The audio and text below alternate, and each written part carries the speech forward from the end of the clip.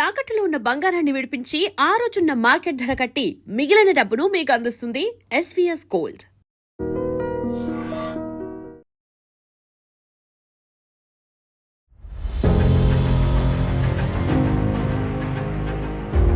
Sir, ఒక వ్యక్తికి 2 నందులొచ్చినా, 3 నందులొచ్చినా అద్భుతం అంటారు. అలాంటిది మీ ఒక్కరికి 22 నంది అవార్డులు ఉన్నాయి. భగవంతుడి ఆశీస్సులు, భగవంతుడి కృప అండి, అంతే. అజాత శత్రువు అని చెప్తారు. నాకు తెలిసి ఎవరితో మీకు గొడవలు లేనట్టున్నాయి ఇండస్ట్రీలో. అంటే అది మా నాన్నగారు నాకు నేర్పించిన. రామ్ గోపాల్ వర్మ అంటే మీరు గారికి నచ్చడా? రామ్ గోపాల్ వర్మ వర్క్ నచ్చదా? ఇప్పుడు సినిమా చూస్తున్నప్పుడు పాత్రలకి ప్రేక్షకుడికి మధ్య కెమెరా ఉంది. రాఘవేంద్రరావు గారి మీద ఒక కామెంట్ ఉంది. ఆయన ఆర్టిస్టులని మల్లెపూలా చూసుకుంటాడు, టెక్నీషియన్స్ని మల్లెపూలా నిలిపేస్తాడు, వర్క్ అలా పిండేస్తాడు. అలాంటి గొప్ప వ్యక్తికి మీరు అసలు అంటే ఎలా నచ్చారు, ఎలా ఆ ట్రావెలింగ్ ఎలా జరిగింది అనేది. మా గురువు గారితో నాకు పరిచయం అవటం వల్ల నేను తిరుమల తిరుపతి దేవస్థానం తరఫున ఆయన సేవలన్నీ కూడా పొద్దున పూట నుంచి సాయంత్రం పవళింపు సేవ దాకా, అలాగే వారాంతర సేవలు కానీ చాలా గ్యాప్ తర్వాత సుమన్ గారి దగ్గర నుంచి ఫోన్ రాగానే కుటుంబం మొత్తాన్ని తీసుకెళ్ళి సుమన్ గారితో మాట్లాడుతూ బాగా ఎమోషనల్ అయిపోయి, మీరు ఎప్పుడూ తప్పు చేయడు, అది మీకు తెలవడం ఆనందంగా ఉందని బాగా ఎమోషనల్ ఇంచుమించి ఏడ్ చేశారట. చిన్న మిస్అండర్స్టాండింగ్ జరిగి నన్ను సడన్ గా ఎక్స్ప్లెనేషన్ అడిగారు అనమాట. అది ఎవరి చేతనో అడిగిచ్చారు.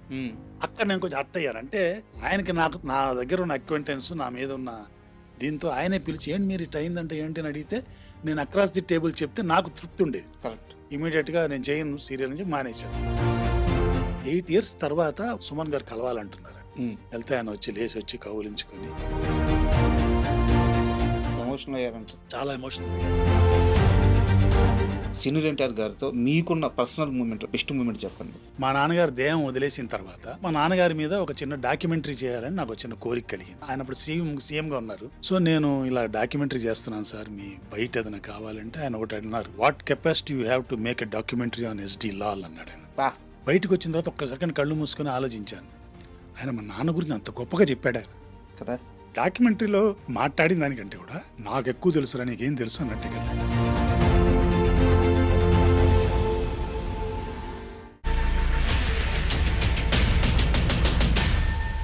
Hi, welcome to my show. ఈరోజు నాతో చాలా చాలా స్పెషల్ గెస్ట్ ఉన్నారు. ఆయన ఎవరో కాదు, మీర్ గారు. అంటే ఇంత సింపుల్గా పరిచయం ఎందుకంటే ఆయన ఇండస్ట్రీలో టెక్నీషియన్గా స్టార్ట్ అయ్యి సినిమాటోగ్రఫీ కానీ, లేదంటే ఎడిటింగ్ కానీ, విజువల్ ఎఫెక్ట్లో కానీ, యాక్టర్గా కానీ 50 సంవత్సరాలు అవుతుంది. వారి నాన్నగారు లాల్ గారు ఆయన డైరెక్టర్గా సీనియర్ ఎన్టీఆర్ గారి దగ్గర నుంచి పెద్ద పెద్ద హీరోలతో ఎన్నో గొప్ప సినిమాలు డైరెక్షన్ చేస్తున్నారు. సో వారి కుటుంబం సినిమా ఇండస్ట్రీతో గత 70 సంవత్సరాలుగా ట్రావెల్ అవుతుంది. మొత్తం వాళ్ళ కుటుంబం మొత్తం, వాళ్ళ నాన్నగారు, ఈయన, వీళ్ళ బ్రదరు, అలాగే వాళ్ళ బాబాయ్ గారు, వాళ్ళ బిడ్డలు. సో ఆ కుటుంబం మొత్తం 70 ఏళ్ళుగా సినీ ప్రపంచంలోనే ఉన్నారు. సో అలాంటి గొప్ప వ్యక్తి ఈరోజు నా ఎదురుగా ఉండడం నా అదృష్టంగా భావిస్తున్నాను. ఈ ఇంటర్వ్యూ చాలా చాలా ఇంట్రెస్టింగ్గా ఉండబోతుంది. Please watch. హాయ్ సార్, నమస్తే. గోవిందా సార్, మీరు యాక్చువల్గా ఇంటర్వ్యూకి వస్తున్నారు అనగానే మీకు సంబంధించిన డేటా రీసెర్చ్ చేయడం, ఆ పని మీద కూర్చున్నాను. అప్పుడే నాకు తెలిసింది సార్, ఒక వ్యక్తికి తన జీవితకాలంలో యాక్టింగ్ కానీ, టెక్నీషియన్ కానీ 2 నందులు వచ్చినా, 3 నందులు వచ్చినా అద్భుతం అంటారు. అలాంటిది మీ ఒక్కరికి 22 నంది అవార్డులు ఉన్నాయి. భగవంతుడి ఆశీస్సులు, భగవంతుడి కృప అండి, అంతే. 22 నంది అవార్డులా? అంటే పెద్ద లాంగ్ చాలా సంవత్సరాల నుంచి చేస్తున్నాను కదా నేను. సో ఒక్కొక్క సంవత్సరంలో అది కూడా ఒకే డిపార్ట్మెంట్ కదా నంది అవార్డులు. నాకు కెమెరాకి వచ్చింది, ఫోటోగ్రఫీకి, ఎడిటింగ్కి వచ్చింది, విజువల్ ఎఫెక్ట్స్కి వచ్చింది, డైరెక్షన్కి వచ్చింది, స్క్రీన్ ప్లేకి వచ్చింది, తర్వాత ప్రొడ్యూసర్గా కూడా వచ్చింది అనమాట. సో ఇన్ని డిపార్ట్మెంట్స్కి ఒక్కొక్క అలా తీసుకుంటూ వెళ్తే అలా 22 దాకా వచ్చిందనమాట. ఓకే. అంటే ఈ ఇంటర్వ్యూ స్టార్ట్ అయ్యే ముందు వేరే వాళ్ళతో మాట్లాడినప్పుడు మీరంటే ఒక కెమెరా మ్యాన్ కాదు, ఒక ఎడిటర్ కాదు, ఒక విఎఫ్ఎక్స్ కాదు, అతను ఒక పరిపూర్ణమైన ఆల్రౌండరు. చాలా జాగ్రత్తగా ఉంటారు ఇండస్ట్రీలో. అజాత శత్రువు అని చెప్తారు. నాకు తెలిసి ఎవరితో మీకు గొడవలు లేనట్టున్నాయి ఇండస్ట్రీలో. అంటే అది మా నాన్నగారు నాకు నేర్పించిన నడక అనమాట. అలా ఉండాలి, ఇండస్ట్రీలో ఎలా ఉండాలి ఆయన. ఎందుకంటే వేలు పట్టుకుని నాకు ఇండస్ట్రీలో ఎలా ఉండాలి, ఎలా మసులుకోవాలి, ఎప్పుడు హెచ్చులకు పోకూడదు. మా ఈ ఫిలిం ఇండస్ట్రీలో ఒక్క ఇండస్ట్రీలోనండి any man can become anything overnight అనమాట. ఈ ఒక్క ఇండస్ట్రీలో మిగతా చోట ఎక్కడైనా కూడా పడి అంటారు, అదే అడుగుల స్టెప్ బై స్టెప్గా పైకి రాగవాలి. కానీ ఈ ఇండస్ట్రీలో ఇప్పుడు ఒక ప్రొడక్షన్ అసిస్టెంట్ అబ్బాయి రేపు పొద్దున్న ప్రొడ్యూసర్ అయిపోవచ్చు, సార్ ఒక జూనియర్ ఆర్టిస్ట్గా ఉన్న అతను సడన్గా హీరో అయిపోవచ్చు. అలాంటి ఫెసిలిటీ ఈ ఇండస్ట్రీలో ఉంది. కాబట్టి అందరికీ మర్యాద ఇస్తూ అందరితో గౌరవంగా ఉండాలని మా నాన్నగారు నేర్పించింది. అదే నాకు ఇన్ని సంవత్సరాలు. ఈ సందర్భంగా నాన్నగారి గురించి ఒక విషయం సార్, నాకు ఇలాగే రీసెర్చ్లోనే తెలిసింది. సినిమా అంటే సినిమాలో సంపాదించుకుంటారు, బయటికి వెళ్ళిపోయి సినిమానే తిడతారు చాలామంది. సినిమా అంటే నా కన్న తల్లి, సినిమా నాకు అన్నం పెట్టింది, నా బిడ్డలకు పెట్టదా, నా కుటుంబానికి పెట్టదా, నా బిడ్డలు సినిమా ఇండస్ట్రీలోనే ఉండాలి అని మీ చిన్నతనంలోనే ఆయన నిర్ణయించేశారంట. అవును, అవును, సినిమాని ఏ రోజు ఎవరైనా తప్పుగా చూస్తే ఒప్పుకునేవాళ్ళు కాదంట ఆయన. కరెక్ట్. అంటే ఆయన మేము పుట్టినప్పుడే, మేము ముగ్గురు అండి, నేను మా చెల్లెలు మా తమ్ముడు. అంటే మేము పుట్టినప్పుడే మా నాన్నగారు డిసైడెడ్ అనమాట, వీళ్ళు ముగ్గురు నా ఫిలిం ఇండస్ట్రీలోనే ఉండాలి అని. ఆయనకి ఇండస్ట్రీ మీద అపారమైన భక్తి అనమాట ఆయనకి. అంటే మనం ఎలా ఉంటామో ఇండస్ట్రీ మనతో అలాగే ఉంటుంది అని. సో ఆయన అలా నమ్మారు. ఆయన నమ్మి మమ్మల్ని ముగ్గురిని కూడా ఫస్ట్ నుంచి, ఇప్పుడు నేను కెమెరామ్యాన్గా, నేను ఫస్ట్ ఎడిటింగ్ నేర్చుకున్నాను, తర్వాత కెమెరామ్యాన్ అయ్యాను. మా సిస్టర్ని అడయార్ ఫిల్మ్ ఇన్స్టిట్యూట్లో ఎడిటింగ్లో డిప్లొమా చేయించారు. She was the first lady editor to be get diploma from Adyar film institute. మా తమ్ముడిని కెమెరామ్యాన్గా నా దగ్గరే పెట్టారు. ఆయన తమ్ముడు, సొంత తమ్ముడు ఎస్ఎస్ లాల్, ఆయన ఎక్కడో స్కూల్ టీచర్గా ఉంటే ఆయన్ని తీసుకొచ్చి ఫోటోగ్రఫీ నేర్పించి ఆయన పెద్ద కెమెరామెన్ చేశారు. ఆయన ట్రిక్ ఫోటోగ్రఫీలో చాలా నిష్ణాతుడు. ఆయన పిల్లలు 4 ఉన్నారు, కబీర్ లాల్, జానీలాల్, బాషాలాల్, అమీర్ లాల్ అని 4 బాంబేలో పెద్ద కెమెరామెన్స్. సో అలాగా మొత్తం అందరూ కూడా ఇదే అన్నమాట. సో అది మొత్తం మా నాన్నగారి పుణ్యం అండి, మా నాన్నగారు పెట్టిన భిక్ష అంతే. సార్ నాన్నగారు చేసిన సినిమాలో మీకు బాగా ఇష్టమైన సినిమా ఇది? అంటే అలా చెప్పడం కష్టం, కానీ టెక్నికల్గా కష్టపడి తీసిన సినిమాలు ఉంటాయి కదా, వాటిని చెప్పగలను. అన్నీ ఇష్టమే సినిమాలు, కానీ పాప కష్టపడి బాగా చేసిన సినిమాలు ఉంటాయి. ఇప్పుడు పింజిల్ సుబ్బారావు గారు ఫస్ట్ టైం ప్రొడ్యూస్ చేస్తూ హంతకులు వస్తున్నారు జాగ్రత్త అని ఒక సినిమా చేశారండి నాన్నగారు. అదేంటంటే ఒక ఇంట్లో జరుగుతుంది. అది ఒక 4 దొంగలు పోలీస్ కస్టడీ నుంచి పారిపోయి వచ్చి ఐజీ ఇంట్లోనే దాక్కుంటారు వాళ్ళు. సో ఆ బ్లాక్మెయిల్, ఆ డ్రామా అంతా ఉంటుంది. సో ఆ రోజుల్లో మా చిన్నానే కెమెరామెన్ దానికి. ఆ సెట్కి సరిపడా లైట్లు లేక వీళ్ళు సగం ఫ్లోరు లైటింగ్ చేసి మొత్తం ఫిలిం అంతా తీసేసి తర్వాత మళ్ళీ రెండో పక్క లైటింగ్ చేసి మిగతా సగం సినిమా చేశారు. అంటే ఆ కంటిన్యూటీలు, డ్రెస్సులు, యాక్షన్ కంటిన్యూటీ ఇవన్నీ గుర్తుపెట్టుకున్న సినిమా అంతా అది చాలా కష్టపడి తీసి మాన్యువల్. అది నాకు తెలుసు, నేను చూశాను కాబట్టి ఆ కష్టం. సో అది నాకు బాగా నచ్చిన సినిమా అనమాట. అది కాకుండా లాయర్ విశ్వనాథన్ చేశారు మా నాన్నగారు ఎన్టీ రామారావు గారితో. అప్పుడు రామారావు గారికి కాల్ షీట్లు చాలా తక్కువ ఉంటే 21 కాల్ షీట్స్, అంటే 7 to 1 అనమాట మార్నింగ్స్, ఈ సినిమాకి ఇచ్చారు ఆయన. అంటే ఆయన వైవి రావు గారికి మా నాన్నగారి మీద ఉన్న గౌరవంతో ఆయన ఆ సినిమా ఒప్పుకొని చేశారు. సో 21 కాల్ షీట్స్, అంటే 7 to 1లో ఆయన సినిమా అంతా చేయాలి. సో దానికి వాళ్ళు ఏం చేశారు, ఏవిఎం స్టూడియోలో ఒక 3 ఫ్లోర్లు పెట్టుకొని 3 ఫ్లోర్లో పొద్దున్నే, ఆ రోజుల్లో ఆర్టిస్టులు అంటే చాలా పంక్చువల్ సిన్సియర్గా వస్తారు కదా. సో ఫస్ట్ 7 నుంచి ఒక సెట్లో ఆయన వర్కు, పక్కన ఇంకో సెట్లో 10 నుంచి ఆయన వరకు, అలా 1 గంట లోపల 3 సెట్స్లో ఆయన వర్క్ చేసి పంపించేసేసి మళ్ళీ మధ్యాహ్నం నుంచి వచ్చి బ్యాలెన్స్ వర్క్లన్నీ చేసేవాడు. దీనికంతా ఏంటంటే బ్రెయిన్లో చాలా క్యాలిక్యులేషన్స్, తర్వాత అంతా ముందుగానే ప్రిపేర్డ్గా ఉండాలి. ఇప్పుడు ఇవాళ రేపటిలా గ్యాడ్జెట్స్ లేవు కదా, మన ప్రతిదీ సెల్ ఫోన్లో షూట్ చేసి పెట్టుకొని వాట్సాప్లో రెఫరెన్స్లు ఇవన్నీ పెట్టుకోవడానికి లేదు కదా ఆ రోజుల్లో. ఇదంతా నేను 70s ఆ టైంలో చెప్తున్నాను. సో అవన్నీ లేవు, అంతా బ్రెయిన్లో ఉండి చేయాలి, లేదంటే పేపర్లో ఉండాలి. సో అంత కష్టపడి ఆ సినిమా చేశారు. సో టెక్నికల్గా అది కూడా నాకు ఇష్టమైన సినిమా అనమాట. అంటే కష్టపడి చేశారు కాబట్టి. మిగతా ఇంకా కమర్షియల్గా ఆడిన సినిమాలు చాలా ఉన్నాయి. ఇప్పుడు నిప్పు లాంటి మనిషి కానివ్వండి, నిండు మనసులు చాలా బాగుంటుంది మా నాన్నగారిది. ఎందుకంటే రామారావు గారికి అందులో గొప్పగా వాకింగ్ స్టైలు అది చెప్పి చాలా బాగుంటుంది ఆ సినిమా. నిప్పు లాంటి మనిషి చేస్తున్నప్పుడు కూడా నేను అమితాబ్ బచ్చన్ గారు చేసిన క్యారెక్టర్ ఈయన సరిపోతారో లేదో, ఎలా ఉంటుందో అని భయపడ్డాను. కానీ ఆయన స్టైల్లో, అంటే మా నాన్నగారు ఏంటంటే హిందీ సినిమాలు ఎక్కువ రీమేక్ చేసి సక్సెస్ఫుల్ అయిన డైరెక్టర్ మా నాన్నగారు. సో ఆయనకి ఏంటంటే ఆ హిందీ సినిమాల్ని యాజ్ ఇట్ ఈస్ కాకుండా మన నేటివిటీకి మార్చుకుంటూ కొద్దిగా మన బాడీ లాంగ్వేజెస్కి, ఈ ఆర్టిస్టుల బాడీ లాంగ్వేజ్కి తగ్గట్టు చేసేయారు కాబట్టి అవన్నీ సక్సెస్ అయినాయి అనుకుంటున్నాను. అలాగే మ్యూజిక్ సైడ్ కూడా కొన్ని సేమ్ ట్యూన్సే వాడేవారు. ఇప్పుడు ఇవాళలాగా కాదు కదా, ఆ మ్యూజిక్ సైడ్ కూడా సేమ్ ట్యూన్సే వాడి పాపులర్ చేసిన. ఇప్పుడు అన్నదమ్ముల అనుబంధం ఉంది, యాదవ్కి బారాత్, అందులో టైటిల్ సాంగ్ సేమ్ ట్యూనే వాడారు. చాలా పాపులర్ అయిపోయింది అది.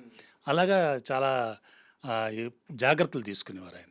బాలకృష్ణ గారికి సంబంధించిన తొలినాళ్ళ ఎంట్రీ అప్పుడు కూడా ఆ! ఆ, అది నాన్నగారు అన్నదమ్ముల అనుబంధంలో అండి. అన్నదమ్ముల అనుబంధంలో ముగ్గురు బ్రదర్స్ ఉంటారు. అందులో ఫస్ట్ ఆళ్ళేమనుకున్నారంటే ఫస్ట్ రామారావు గారు రెండో బ్రదర్‌కి మురళీమోహన్ గారిని పెట్టారు. మూడో బ్రదర్‌కి ఒరిజినల్‌గా తారిక్ అని హిందీలో చేశాడు ఆయన 'యాదన్ కి బారాత్'లో. అతన్నే పెట్టాలనుకున్నారు.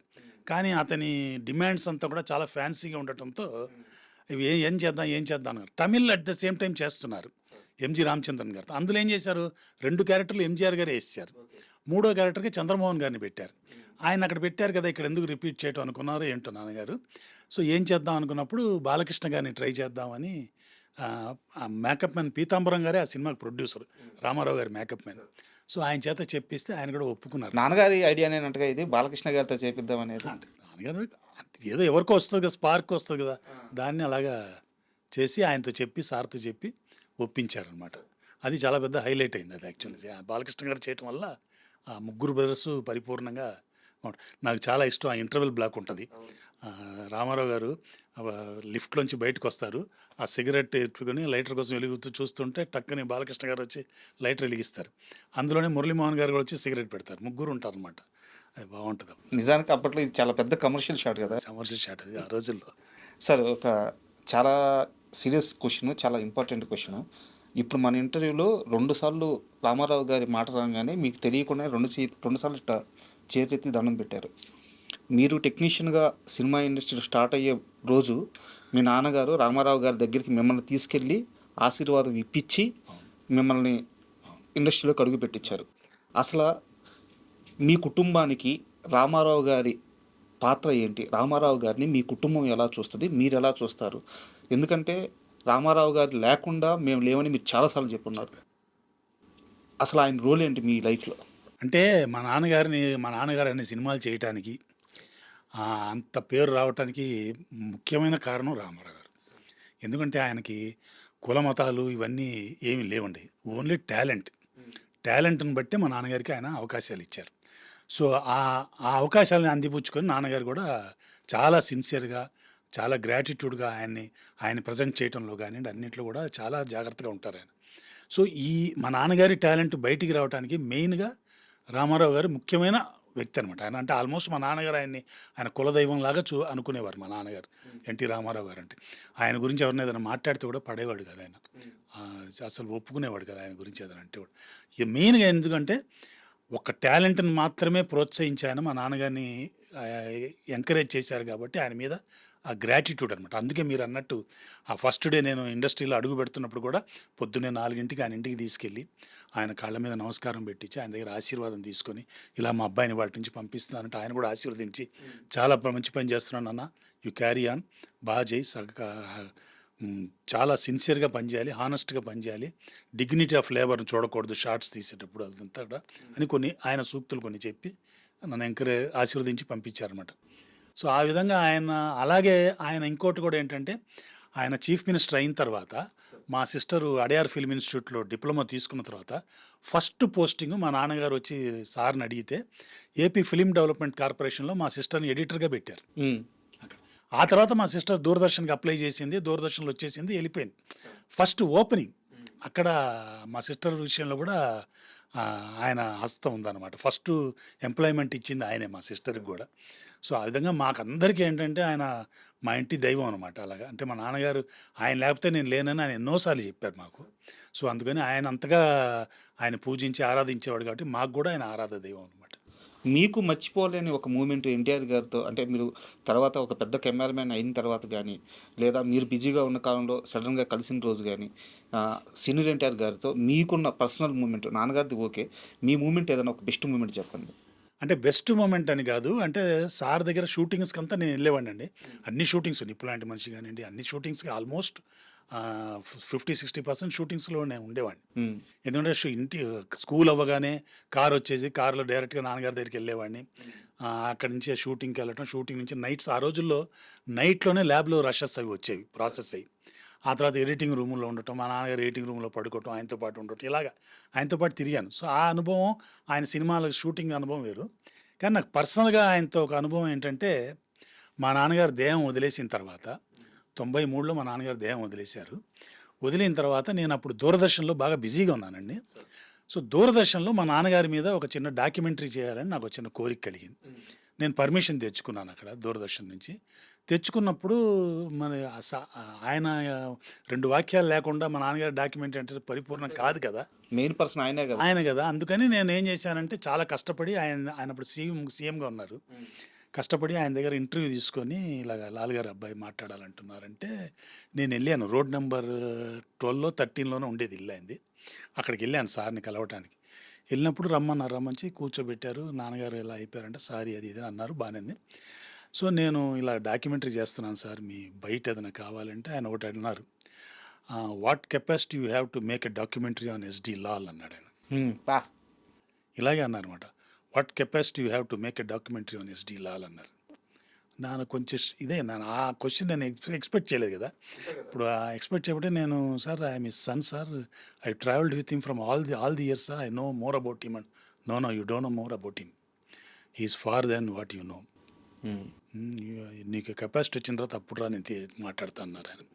నాకు చాలా కోపం వచ్చేసింది అప్పుడు. ఆ క్షణంలో నాకు బాగా కోపం వచ్చింది అనమాట. ఏంటి ఒక ఇంటర్వ్యూ ఒక బయట 2 నిమిషాలు పట్టదు, నాన్నగారు ఇంత చేశారు ఆయనకి, మాట్లాడితే ఏమొద్దు అనిపించింది నాకు. బయటకు వచ్చిన తర్వాత ఒక్క సెకండ్ కళ్ళు మూసుకొని ఆలోచించాను, ఆయన మా నాన్న గురించి అంత గొప్పగా చెప్పాడు ఆయన కదా. అంటే దానికంటే గొప్ప ఇదే ఉంటుంది. అంటే నేను డాక్యుమెంటరీలో ఆయన్ని మాట్లాడిన దానికంటే కూడా ఆయన చెప్పింది ఎంత పెద్ద వాక్యం. అంటే what capacity you have to talk about SD Lal అంటే నాకు ఎక్కువ తెలుసురా నీకేం తెలుసు అన్నట్టే కదా. సో మన నాన్న గురించి అంత గొప్ప వ్యక్తి ఆ మాట గొప్పగా ఆయన చెప్పాడు, అది నేను ఇచ్చేయలేకపోయాను, గ్రాప్ చేయలేకపోయానని చాలా హ్యాపీగా ఫీల్ అయ్యాను. ఆ డాక్యుమెంటరీ తీయకపోయినా పర్లేదని మానేసాను, తీయలేదు ఆ డాక్యుమెంటరీ. తెలిసి అది ఆయనకి మీరు చెప్తుంటే అర్థమవుతుంది నాన్నగారి మీద ఆయనకున్న ప్రేమ అది. అంటే ఈ nose more about my father. Journey ఉంది కదా. జర్నీ ఉంది కదా. ఇప్పుడు పి విఠలాచార్య గారు ఉన్నారు, మా నాన్నగారికి మరో రైట్ భుజం ఆయన. అంటే మా నాన్నగారికి ఫస్ట్ అవకాశం ఇచ్చింది టిఆర్ సుందరం గారండి, మోడర్న్ థియేటర్స్. ఆయన ఫస్ట్ అవకాశం ఇచ్చారు. సహస్ర శిరచ్ఛేద అపూర్వ చింతామణి అనే సినిమా 58లో మొదలుపెట్టి 60లో రిలీజ్ అయింది అది. అయితే మా నాన్నగారితో 9 సినిమాలు కలిసి చేసింది బి విఠలాచార్య గారు. సార్ అన్ని టాప్ సినిమాలని. అంటే వాళ్ళు ఇద్దరు ఏం చేశారంటే అప్పటికే మా నాన్న డైరెక్టర్. సో వాళ్ళు ఒప్పందం ఎలా ఉండిందంటే మనం కలిసి చేద్దాము, కొన్ని సీన్స్ నేను చేస్తాను కొన్ని, ఎందుకంటే విఠలాచార్య గారు చాలా బిజీగా ఉండేవారు ఆ రోజుల్లో. ఆయన ఫ్యాక్టరీలాగా 3 నెలలకు సినిమా 2 నెలలకు సినిమా అట్లా నడిచిపోతుండేది ఆయన. సో అందులో కావాలని చెప్పి నాన్నగారిని తీసుకెళ్ళి పెట్టారు. ఎంతెంత మంచి మంచి సినిమాలండి. నవగ్రహ పూజా మహిమ, గురువును మించిన శిష్యుడు, బందిపోటు, జ్వాలాదీప రహస్యం, బందిపోటు మామూలు సినిమా కాదు, అగ్గిపిడుగు, మంగమ్మ శబదం, అలాగ 9 సినిమాలు కలిసి చేశారండి. అంటే కొన్ని సీన్స్ ఏం చేశారు, కొన్ని సీన్స్ ఆయన చేశారు. ఇలాగే నేను ఆ డాక్యుమెంటరీలో భాగంగానే ఆయన దగ్గర బయట తీసుకున్నాను. అంటే సార్ని కలిసే ముందు ఆయన దగ్గర బయట తీసుకున్నాను. ఆయన కాంతారావు గారు అంతా మాట్లాడారు. కాంతారావు గారు ఫస్ట్ పిక్చర్ హీరో కాంతారావు గారు. అలాగే కాంతారావు గారు మా నాన్నగారు చేసిన లాస్ట్ షార్ట్ ఫిలింలో హీరో ఆయనే. అది యాదృచ్ఛికం. అది ఫస్ట్ హీరో ఆయనే, లాస్ట్లో ఆయన తీసిన సినిమా షార్ట్ ఫిలిం కూడా హీరో ఆయనే. సో ఆయన దగ్గర ఇంటర్వ్యూ తీసుకుని ఆయన చెప్పారు. పాపం విఠలాచార్య గారు చెప్తున్నప్పుడు ఆయన చాలా చెప్పారనమాట. ఆయన నాకంటే చాలా అహెడ్ ఉండేవాడు టెక్నాలజీలో, సీన్స్ బిల్డప్ల్లో అందులో అసలు కాంప్రమైజ్ అయ్యేవాడు కాదు. నన్ను ఎలాగన్నా ఒప్పించి తీయించేవాడు. సో టెక్నికల్గా అంత స్ట్రాంగ్ పర్సన్ అని ఆయన చెప్పడం. బి విఠలాచార్య గారు మా నాన్నగారి గురించి చెప్పడం అనమాట. ఇంకా అంతకంటే అవార్డ్స్ ఏముంటాయండి. అసలు విఠలాచార్య గారికి ఆయన సినిమాల్లో ఉన్న చాలా షార్ట్స్ ఇప్పటికీ చాలా మందికి అర్థం కాదు. టెక్నాలజీ లేనప్పుడు మిచ్చల్ కెమెరాలో తీయటం అండి. అగ్గిపిడుగు సినిమాలో రవికాంత్ నగాయచ్ గారు కెమెరామెన్. అగ్గిపిడుగులో డ్యూయల్ రోల్ అండి. ఈ డ్యూయల్ రోల్ అంటే మనం ఏం చేస్తామంటే ఇద్దరు స్టడీగా కెమెరా పెట్టి 2 ఫ్రేములు తీసి పెడతాం అక్కడ.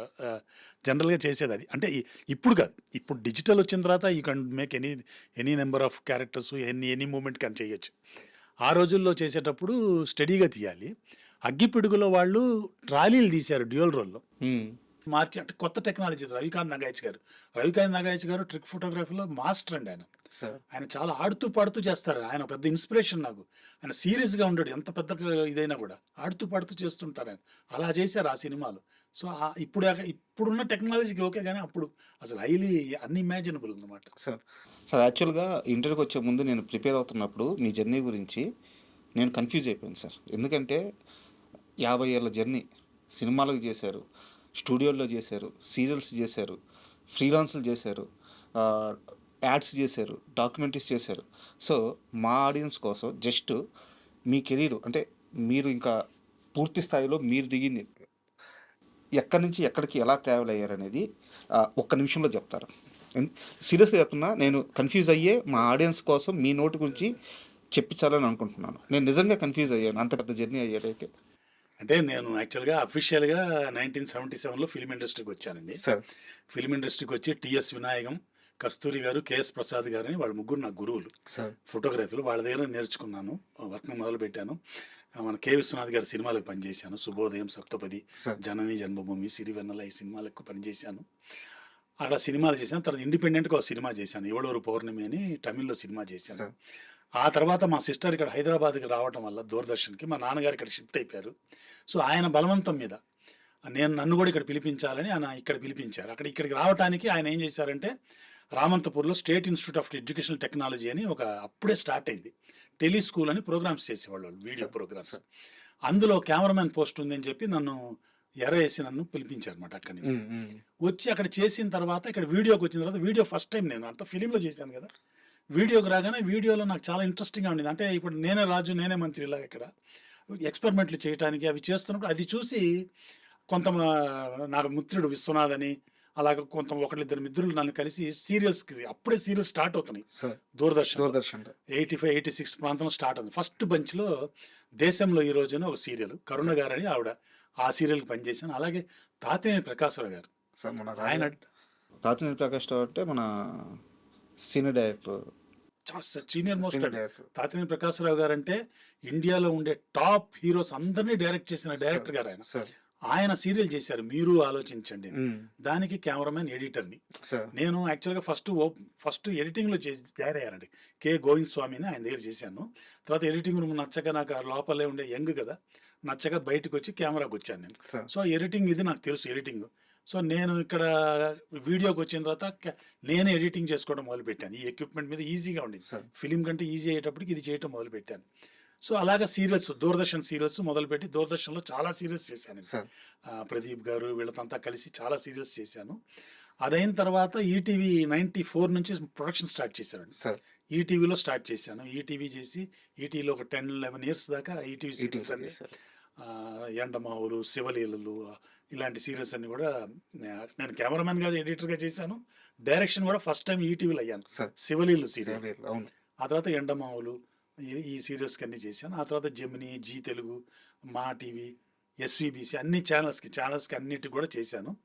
ఈ మధ్యలో ఏంటంటే మా గురువు గారు కె రాఘవేంద్రరావు గారు, ఆయనతో 96 ఆ ప్రాంతంలో ఆయనతో కలిశాను. ఆయనతో కలిసి ఆయన ఎలక్ట్రానిక్ మీడియాకి యాడ్స్ చేసేవారు, ఆ యాడ్స్ చేసేవాడిని.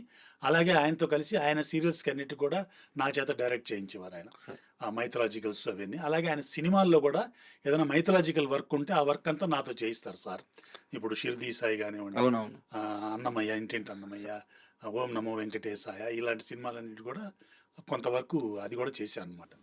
అలా చేసుకుంటూ వచ్చి డైరెక్టర్ అయ్యాను, ఇట్ అయ్యాను. ఇలా వస్తుండగా మధ్యలో నాకు మన పుల్లారావు గారని వివి వినాయక్ గారి కో డైరెక్టర్ గారు, ఆయన ఏంటంటే ఒక ఖైదీ నెంబర్ 150 చిరంజీవి గారి సినిమాలో ఒక మీడియా పర్సన్ వేషం ఉంది, నువ్వు వేస్తే బాగుంటుంది, ఒక్కరోజే రావయ్యా అని ఆయన పిలిస్తే, సరే షూటింగ్ చూద్దాం సరదా, చాలా రోజులు అయింది కదా అని చెప్పి నేను కూడా వెళ్ళి చేశాను. అది 2 రోజులు. అది చేసేసిన తర్వాత అప్పుడు ఏమైందంటే అండి, నాకు ఒక టర్నింగ్ పాయింట్ ఎక్కడంటే, మన టిఎన్ఆర్ గారు, ఐ డ్రీమ్ టిఎన్ఆర్ గారు నాది ఇంటర్వ్యూ చేశారండి 2016లో. అప్పటిదాకా నేను ఎవరో బయట లోకానికి తెలియదండి. యాక్చువల్గా మీరంటే పలానా అని చెప్పి తెలియజేసింది టిఎన్ఆర్ గారు. ఆయన ద్వారా నేను చాలామందికి పరిచయం అయ్యాను. ఆ ఇంటర్వ్యూని మన వేణు శ్రీరామ్ గారు దర్శకులు ఆయన చూశారు. ఆయన చూసి ఎంసీఏ సినిమాలో నా చేత ఒక వేషం వేయించారు ఆయన. సార్ జగ్గి వాసుదేవన్ గారు ఉన్నారు మీరు, ఆ వేషం ఉంది ఎంసీఏలో వేయాలని వేశారు. ఉమ్, ఆ వన్ డే ఆయనతో వర్క్ చేసినప్పుడు ఆయన నన్ను చూసి ఇంప్రెస్ అయ్యి ఆయన డైరెక్టర్గా వకీల్ సాబ్ చేస్తున్నారు, సార్ ఆ వకీల్ సాబ్లో మెయిన్ జడ్జి వేయించారు నాకు. సూపర్. సో అది పెద్ద అచీవ్మెంట్. అంటే అంత పెద్ద పెద్ద ఆర్టిస్టుల చేత ఒక పక్క పవన్ కళ్యాణ్ గారు, ప్రకాష్ రాజ్ గారు, ఆ అమ్మాయి నదిత దాస్ అని ఈ ఆర్టిస్టులు అందరి ముందు చేయటం అనేది పెద్ద వరం. ఆ తర్వాత హనుమాను, అవును. ఇలాగా ఈ సినిమాలు చేస్తూ వచ్చాను. ఇప్పుడు సీరియల్స్లో కూడా యాక్ట్ చేస్తున్నాను. ఇప్పుడు అన్నపూర్ణ సంస్థ వాళ్ళది జీ తెలుగు కోసం లక్ష్మీ రావే మా ఇంటికి అనే సీరియల్లో మెయిన్ క్యారెక్టర్ చేస్తున్నాను అనమాట. అది ఇప్పుడు దాకా చిన్న ఇది లైఫ్ హిస్టరీ అనమాట. ఏమి జర్నీస్ అంటే ఇవన్నీ తెలుసు సార్. కాకుంటే ఇంత పెద్ద జర్నీని నేనేదో మాటల్లో చెప్పడం కంటే కూడా ఈ జర్నీ చేసిన వ్యక్తే చెప్తే బాగుంటుందని మీ చేత చెప్పించాను. అయితే మీ జర్నీ పైన నాకు ఇంకా కొన్ని క్వశ్చన్స్ ఉన్నాయి. దానికి వెళ్ళే ముందు ఇది కాంట్రవర్షీ క్వశ్చన్ అనుకోండి లేదా సీరియస్ క్వశ్చన్ అనుకోండి, బట్ మీరు సమాధానం మాత్రం ఓపెన్గా చెప్పాలి. రామ్ గోపాల్ వర్మ అంటే మీరు గారికి నచ్చడా? రామ్ గోపాల్ వర్మ వర్క్ నచ్చదా? అయ్యయ్యో అయ్యయ్యో బాబాయ్, మేధావి అండి ఆయన, మేధావి అసలు. అంటే పాత్ బ్రేకర్ కదా అతను. అదో అలా ఏం లేదు. అంటే నేను ఎక్కడో ఒక ఇంటర్వ్యూలో చెప్పాను, కాళ్ళ కింద సందుల కింద కెమెరా తీసుకెళ్తారు, అది దాన్ని విని మీరు ఏదైనా చెప్తున్నారేమో కానీ బట్ టెక్నాలజీని అసలు ఆయన ఆయన వాడినట్టు కానివ్వండి, ఆయన తీసిన విధానం కానివ్వండి, అది ఒక పెద్ద గైడ్ కదండి. అది ఇవాళ రేపు ఎంతో మంది యంగ్ డైరెక్టర్స్కి వాళ్ళకంతా కూడా ఆయన పెద్ద గైడ్ కదా, ఒక గైడ్ పుస్తకం లాంటి వాడు ఆయన. పర్సనల్ లైఫ్కి వెళ్ళొద్దు మనం, టెక్నికల్లీ హీఈస్ మాస్టర్ అనమాట, మాస్టర్. అసలు సౌండ్ డిజైనింగ్ చేయటం ఏంటి, ఇప్పుడు ఆ రోజుల్లో ఒక సైలెంట్ ఒక బ్లాక్ వీడియో మీద కూడా ఏమీ లేకుండా ఒక ఎఫెక్ట్ క్రియేట్ చేయొచ్చు అనేది ఆయనే కదా చేశాడు. సో ఆడియో మీద కూడా మనం పిక్చర్ చేయొచ్చు అనేది ఆయన దగ్గర నుంచి నేను కూడా చాలా నేర్చుకున్నాను. ఆయన చివర వాల్ షాట్ ఉంటుంది అంతే, టన్నల్లో కెమెరా అలా వెళ్ళిపోతూ ఉంటుంది, ఏం ఉండదు, ఆ సౌండ్స్ అదంతా దాని మీద సౌండ్ డిజైనింగ్ అంటే అవన్నీ బ్రెయిన్లో చేయటం అంటే చాలా కష్టం అండి అలాంటి విషయాలని. ఈ మాస్టర్ ఆయన అదంతా అలా ఏం లేదు కానీ I like him very much. అంటే నేను ఎక్కడ చెప్పొచ్చానంటే ఏ కాంటెస్ట్ మీద చెప్పానంటే, కెమెరా అంటే మా నాన్నగారు చెప్పిన ఇది మీనింగ్ ఏంటంటే, ఇప్పుడు సినిమా చూస్తున్నప్పుడు పాత్రలకి ప్రేక్షకుడికి మధ్య కెమెరా ఉంది అని తెలియకూడదు. సో అంత స్మూత్గా ఉండాలి మూమెంట్స్, అంటే వాడు కెమెరా ఉంది అనిపించకూడదు, వాడికి అందులో ఇన్వాల్వ్ అయిపోవాలి అనుకునేటట్టు ఉండాలి ఫోటోగ్రఫీ అంటారు. సార్ వచ్చిన తర్వాత ఏంటంటే కెమెరా మీకు తెలిసిపోతుంటుంది, జక్క అంతా వెళ్ళటం అలాటం. సో మనిషి కెమెరా మూమెంట్ చూస్తుంటాడు కదా, ఆ కాంటెస్ట్ ఏదో చెప్పాను అంతేగాని. అయితే ఇక్కడ నాకు దీన్ని రివర్స్ క్వశ్చన్ అనుకోండి, ఏదన్నా అనుకోండి. మీరు చెప్పినట్టే కెమెరా ప్రేక్షకుడికి అర్థం కాకూడదు అన్నారు. బట్ నేను కొంతమంది కెమెరామెన్స్ వర్క్ గమనించినప్పుడు అందులో ముఖ్యంగా మీది కూడా ఎక్స్పెక్టెడ్ ఫ్రేమ్ అని ఒకటి ఉంటుంది. ఇప్పుడు మన ఐ కాంటాక్ట్ ఉంది, ఐస్ ఇలా చూడడం అది నార్మల్ ఫ్రేమ్. లాంగ్ చూసినప్పుడు ఒక లాంగ్ షాట్ నార్మల్ ఫ్రేమ్లో ఉంటుంది. బట్ మీ చాలా షార్ట్స్ కూడా అన్ఎక్స్పెక్టెడ్ షార్ట్స్ ఉంటాయి ఫ్రేమింగ్. కరెక్టేనా నేను? అంటే కరెక్ట్. అంటే హైట్స్ అండి, కెమెరాలో హైట్స్ని వాడటం అనేది ఒక పెద్ద కళ అండి అది యాక్చువల్గా. హైట్స్ ఇప్పుడు మనం ఈ రూమ్లోకి వచ్చినప్పుడు మనం నార్మల్ హైట్లో చూస్తాం, ఈ రూమ్ ఇలా ఉంటుంది. అదే కెమెరా కమ్మల కింద పెట్టేశారు అనుకోండి, ఈ రూమ్ డైమెన్షన్స్ మారిపోతాయి. మీరు ఎప్పుడు యాంగిల్ చూస్తుంటారు కదా, కరెక్ట్. లోపలికి వచ్చినప్పుడు కింద పడుకొని ఎప్పుడు చూస్తుంటారు. కరెక్ట్. నేను కెమెరా పెట్టుకుని అది మన రూమేనా ఇది అనిపిస్తుంది. సో అలాగా ఒక అన్యూజువల్గా ఒక పైకి వెళ్ళిపోయినప్పుడు ఒకలాగా ఉంటుంది. సో అలాగే ఇక్కడికి వచ్చినప్పుడు ఏదో ఈ ఈ విండోలోంచి పెడితే అదొక డిఫరెంట్ యాంగిల్ ఉంటుంది. సో ఆ హైట్స్ కూడా నేను బాగా ప్రిఫరెన్స్ ఇచ్చేవాడిని అనమాట. ఎక్కువగా లో యాంగిల్స్ అవి పెట్టి డిఫరెంట్గా ఉండాలి ఫ్రేమింగ్ అని. నార్మల్ హైట్ పెట్టి చేయను అనమాట జనరల్గా. అన్ఎక్స్పెక్టెడ్గా అంటే ఇంకా తప్పదంటే తప్ప నార్మల్ హైట్లో పెట్టి కెమెరా మీ హైట్కి తీసి కెమెరా పెట్టి చేయటం అనేది నేను చేయను జనరల్గా. ఏదో కింద పెట్టడమో పక్కన పెట్టడమో ఎందులోంచున్న ఒక 3D ఫీల్ రావాలి అని ఫ్రేమింగ్ చేసినప్పుడు కూడా 3D ఫీల్ రావాలి. ఫోర్గ్రౌండ్ ఏదో ఉండాలి, అక్కడ ఉండాలి, వెనకాల ఉండాలి, ఆ డెప్త్ క్రియేట్ అవ్వాలి అన్ని చూసేవాళ్ళు. అప్పుడు మాకు టైం ఉండేది రండి అలా చేయటానికి. ఇప్పుడు పాప కెమెరామెన్కి అంత టైం లేదు బాబు. సినిమాలో అయినా ఉందా ఇప్పుడు కెమెరామెన్కి? సినిమాల్లో ఉందండి. సినిమాలో అతి ఉంది. అతి ఎలాగంటే ఎక్కువ చేస్తున్నారు. ఇప్పుడు నా ఉద్దేశం ఏంటంటే, ఇప్పుడు ప్రకాష్ రాజ్ గారు ఆర్టిస్ట్ ఉన్నారు అనుకోండి, ఆయనకి ఏదో రోజుకి ఒక 1,00,000 2 లక్షలు వచ్చి పెట్టాం ఆయన పెట్టి షార్ట్ తీస్తున్నాం అనుకోండి, ఆ తీస్తున్నప్పుడు వెనకాల తొట్టి ఏదో సరిగా లేదని దాన్ని సర్దాల్సిన అవసరం లేదు. ఉమ్. ఇప్పుడు ప్రేక్షకుడు ఇతని పెర్ఫార్మెన్స్ కాకుండా వెనకాల తొట్టిని చూడడు కదా. సార్ సో వీళ్ళు అది తెరిపి కొంచెం అది కొంచెం ఇటు జరుపు కొంచెం ఇటు జరుపు అని టైం కొంచెం కిల్ చేయటం అనేది నాకు నచ్చదు అనమాట. అయితే రాఘవేంద్రరావు గారు అన్నమయ్య సినిమా అప్పుడు ఆ, మిమ్మల్ని పర్సనల్గా పిలిచి కొంత పక్కనుండి వర్క్ చేయమని చెప్పి మిమ్మల్ని అడిగినట్టు తెలిసింది. అయ్యో లేదండి, అన్నమయ్య సినిమాకి లేదండి, అన్నమయ్య సినిమా అప్పుడు లేదండి. ఏ సినిమాది? నేను ఇది ఆయన సార్ ఇప్పుడు షిర్దీ సాయి కావాలని ఓం నమో ఫస్ట్ వెంకటేశ్వర సార్ పిలిచింది ఏ సినిమాకి? షిర్దీ సాయి చేశాను. షిర్దీ సాయి. షిర్దీ సాయిలో చేశాను. ఆ. షిర్దీ సాయిలో రెండు పాటలు, సరే. అంటే కొంతవరకు కొంచెం ఎఫెక్ట్స్ ఉంటాయి కదా, ఉమ్, ఎఫెక్ట్స్ కి నాకు కొంచెం దాని మీద ఎక్కువ గ్రిప్ ఉందని చెప్పి ఉమ్, సారు నువ్వు చూడు మీరని పెట్టేవారు. అది ఆయన సీరియల్స్ అన్నిటికీ నేను చేసేవాడిని కదా. ఉమ్, ఆయనది ఒక సీరియల్ సృష్టి అని ఎస్వీబీసీకి చేసామండి. ఆ సీరియల్లో ఫస్ట్ 4 ఎపిసోడ్లు కూడా సృష్టి క్రియేట్ అవటం అనమాట. సో ఒక్క ఫ్రేమ్ కూడా డైరెక్ట్ ఫ్రేమ్ ఉండదు, మొత్తం గ్రీన్ మ్యాట్లోనే చేసింది అది. ఉమ్, సో అలాగా విజువల్ ఎఫెక్ట్స్ మీద నాకు కొంచెం పట్టు ఉంది. అంటే కెమెరామెన్ని నేనే, ఎడిటర్ని నేనే. సో విజువల్ ఎఫెక్ట్స్ మీద కూడా గ్రిప్ ఉండటం వల్ల కొంచెం ఈజీగా జరిగేది. సో అందుకని ఆయన అందులో విజువల్ ఎఫెక్ట్స్కి సంబంధించినది ఏదైనా ఉన్నప్పుడు నాతో చెప్పి చేయిస్తారు. నిజానికి రాఘవేంద్రరావు గారి మీద ఒక కామెంట్ ఉంది. ఆ, ఆయన ఆర్టిస్టులని మల్లెపూలా చూసుకుంటాడు, టెక్నీషియన్స్ని మల్లెపూలా నిలిపేస్తాడు. నిలిపేస్తాడు మీన్స్ అంటే వర్క్ అలా పిండేస్తాడు అని. అయ్యో లేదండి, లేదండి, అయ్యో అలాంటి గొప్ప వ్యక్తికి మీరు అసలు అంటే ఎలా నచ్చారు, ఎలా ఆ ట్రావెలింగ్ ఎలా జరిగింది అనేది కావాలి. అంటే అది నా అదృష్టం అండి, పూర్వజన్మ సుకృతం ఆయనతో నేను పనిచేయటం అనేది. దానికి మెయిన్ రీజన్ ఏంటంటే ఆ, మన ప్రియదర్శిని రామ్ ఉండేవారు. సార్. ప్రియదర్శిని రామ్ గారు ఒక 2 యాడ్ ఫిలిమ్స్ చేశారు. ఆయనకి సురేందర్ రెడ్డి గారు కెమెరామెన్. యాక్చువల్గా సురేందర్ రెడ్డి మా చిన్నాన్న గారి దగ్గర చేసిన అబ్బాయి. సార్. అయితే క్లాష్ వస్తే నాతో ఒక 2 యాడ్ ఫిలిమ్స్ చేశారు. ఆ యాడ్ ఫిలిమ్స్ లక్కీగా మా గురువు గారికి ఆయన చూపించారు. చూపించినప్పుడు ఆయన చూసి ఇది ఎవరు కెమెరామెన్ అడిగారు. ఆయన పలానా వాడు చేశాడు ఏంటంటే పిలిపించమంటే అప్పుడు పిలిపించారు నన్ను. ఓకే. అప్పుడు ఆయన దగ్గర నేను చేరడం జరిగింది అనమాట. ఆయన అంటే నాకు ముందు నుంచి ఆరాధన. ఎందుకంటే నాకు ఇండస్ట్రీలో విశ్వనాథ్ గారు, బాపు గారు, రాఘవేంద్ర గారు, వీళ్ళు ముగ్గురు నాకు త్రిమూర్తులండి. సార్. సో వీళ్ళ మీద నాకు చాలా గౌరవం, భక్తి ఉంది. అలాంటి ఆయన దగ్గర నాకు పని రాగానే నేను ఎగురుకుంటూ వెళ్ళాను అనమాట. వెళ్ళగానే ఆయన అప్పుడు పిలిపించి, అప్పుడు ఎలక్ట్రానిక్ మీడియా చేస్తున్నారు ఆయన. సార్. దాంట్లో చాలా వర్క్స్ నాతో చేయించేవారు అనమాట. సో కొన్ని కెమెరామెన్ ఎడిటర్గా, కొన్ని డైరెక్షన్ ఇలాంతా చేశారు. అక్కడి నుంచి వాళ్ళ సీరియల్స్కి అది పని చేయటం, ఆ సీరియల్స్కి నేనే డైరెక్ట్ చేయటం. సో ఒక సీరియల్లో నంది అవార్డు డైరెక్టర్గా నేను తీసుకుంటే ప్రొడ్యూసర్గా ఆయన తీసుకున్నారు. సో అదొక గొప్ప అనుభవం కదండి. అవునవును. సో అదే చాలా ఇది. అన్నిటికంటే ముఖ్యంగా ఏంటంటే మా గురువు గారితో నాకు పరిచయం అవటం వల్ల నేను తిరుమల తిరుపతి దేవస్థానం తరపున వెంకటేశ్వర స్వామి గారి సేవలు, శ్రీవారి సేవలని, వాళ్ళ కోసం సేవలన్నీ కూడా షూట్ చేయడం జరిగిందండి. సార్. ఆయన బోర్డు మెంబర్గా ఉన్నప్పుడు, ఎస్వీబీసీ చైర్మన్గా ఉన్నప్పుడు నా చేత చేయించారు.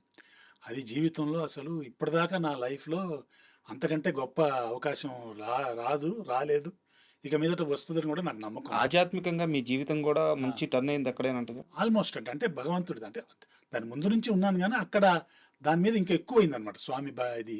ఎందుకంటే కింద అలిపిరిలో సెట్ వేసాము, ఆనంద నిలయం సెట్ వేసి, సార్. అక్కడ పైన ఉన్న అయ్యవార్లే వాళ్లే వచ్చి అదే సామగ్రిని తీసుకొచ్చి స్వామి సేవలు అన్నీ కూడా, ఇప్పుడు ఒక మనిషి జీవిత కాలంలో ఒక సేవ చూడగలుగుతాడేమో, 2 సేవలు చూడగలుగుతాడేమో.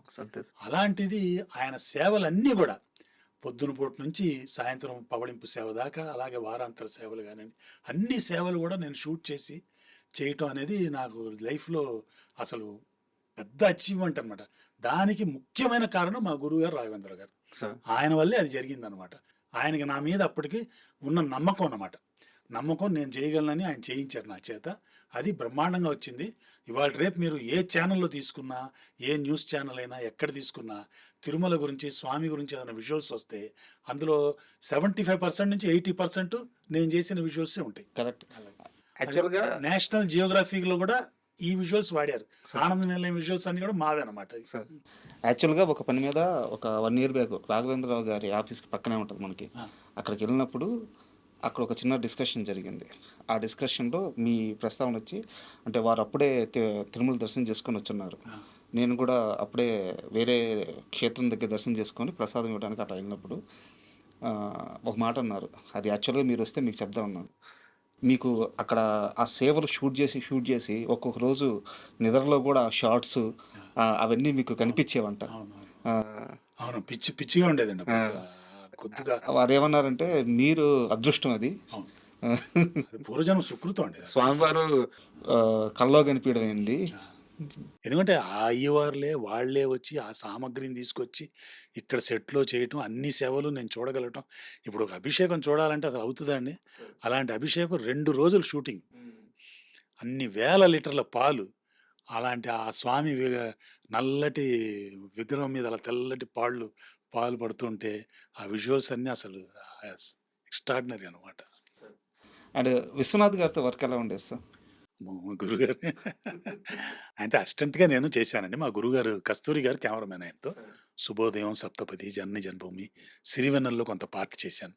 ఆయన ఆయన డైరెక్షన్ అది చాలా సూపర్బ్ అండి. అంటే ఒక్కొక్కళ్ళు ఒక స్టైల్ ఉంటది గదండీ!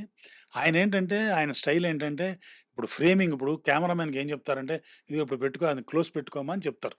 అంటే కెమెరామెన్ పెట్టుకుంటారు. ఆయన అలా ఉండదాయన. ఆయన కెమెరా తెప్పించుకుంటారు. ఆయనే పెట్టుకుంటారు. లెన్స్ మార్చుకుంటారు. అన్నీ పెట్టి ఫిక్స్ చేసి అప్పుడు కెమెరామెన్‌ని పిలుస్తారు. "చూడు మూర్తి ఇలా కావాలి నాకంటారు."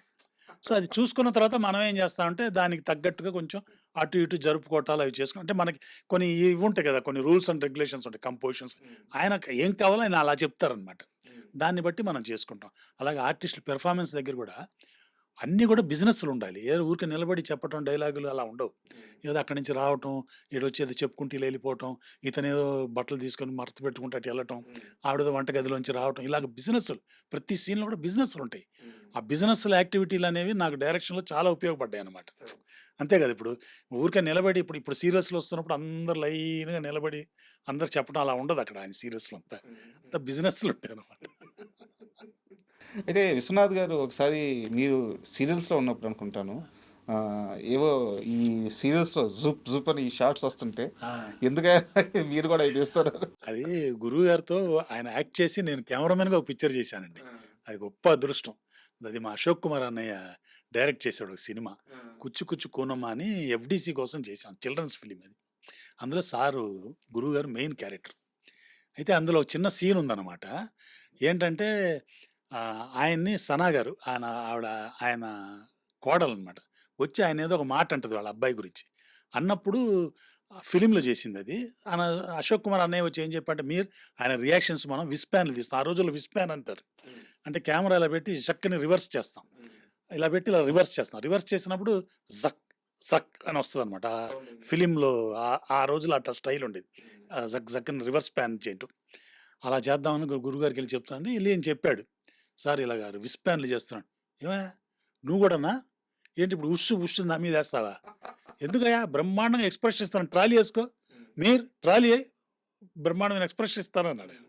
అంతే కదా! ఇప్పుడు చేయగలిగిన ఆర్టిస్ట్ ఉంటే అవి అవసరం లేదు. ఇవన్నీ ఎక్స్‌ట్రా ఆభరణాలు కదా! అవి. ఇప్పుడు గిస్పులు ఇవన్నీ కూడా ఆభరణాలవి. అంటే చేయలేని వాళ్ళకి సౌండుల్లో వాటిల్లో కొంచెం మ్యానిపులేట్ చేయటం.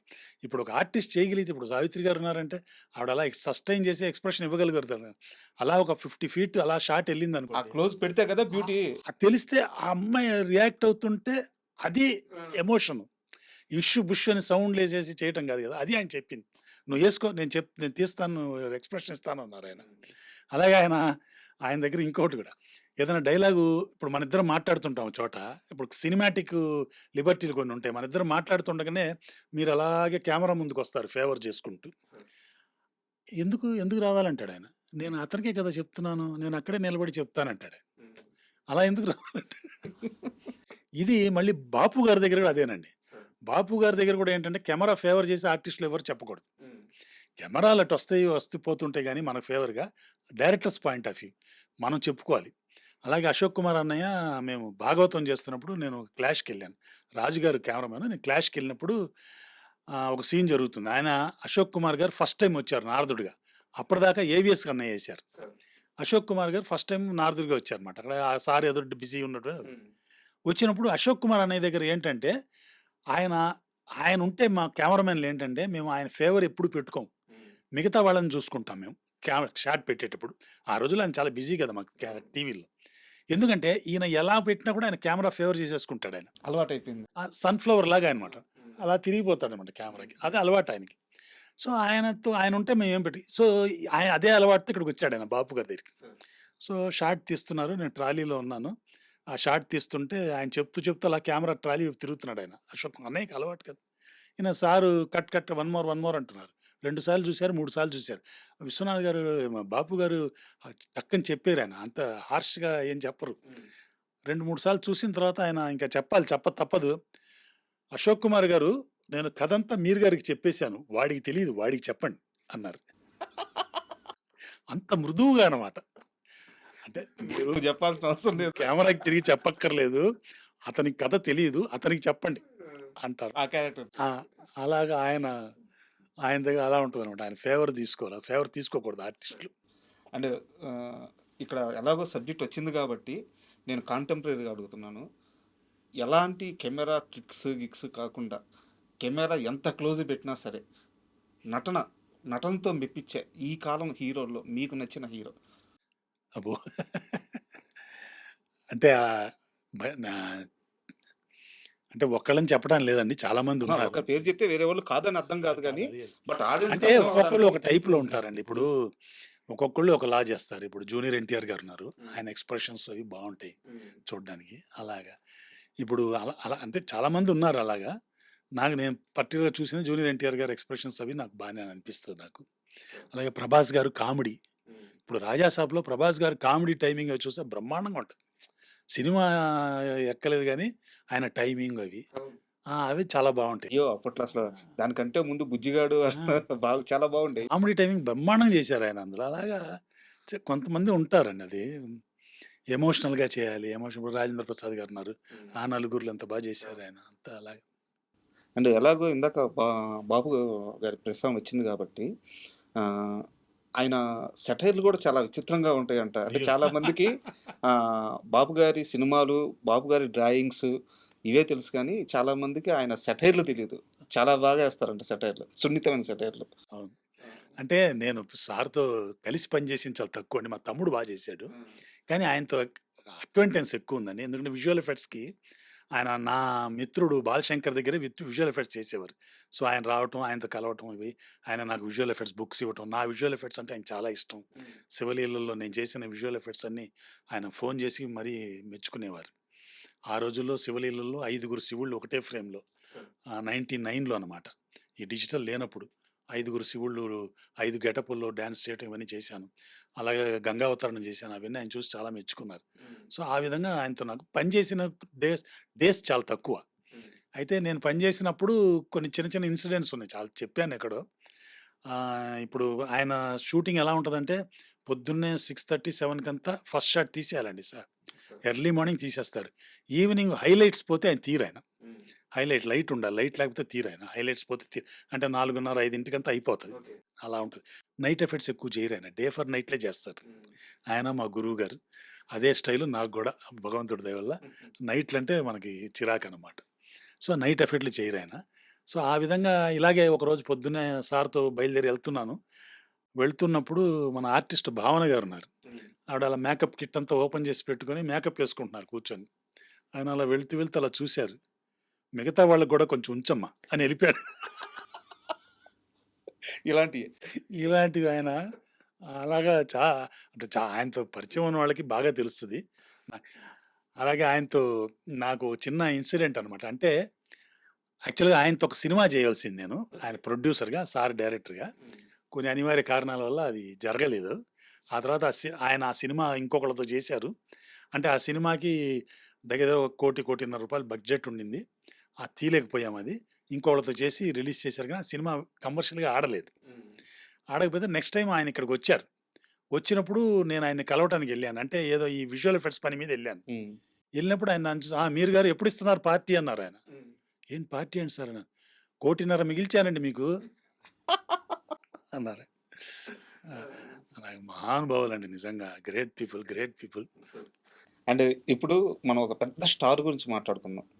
ఈ మధ్య వారికి స్టేజ్ స్టార్ అనే అవార్డు పేరు కూడా ఇచ్చారు. మీకు పేరు చెప్తాను. యాంకర్ సుమ గారు. సుమ గారి కెరీర్ చాలా స్టార్టింగ్‌లో మీరు కెమెరామ్యాన్‌గా ఆమె దగ్గర నుంచి చూసిన వ్యక్తి మీరు. చాలా ఎర్లీ స్టేజ్.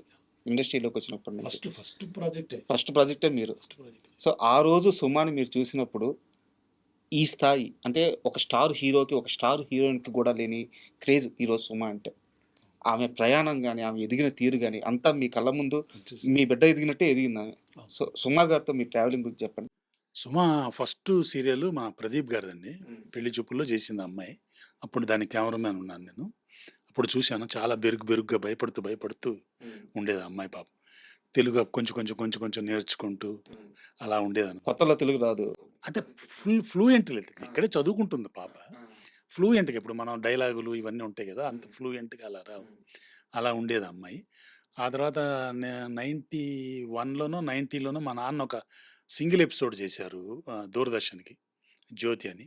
ఆ సింగిల్ ఎపిసోడ్‌లో అశోక్ కుమార్ గారు, అశోక్ రావు గారు, ప్రదీప్ గారు, అగస్త్య శాస్త్రి గారు పెద్దవాళ్ళు ఆ రోజుల్లో. సివిఎల్ నరసింహారావు గారు, శిల్ప గారు.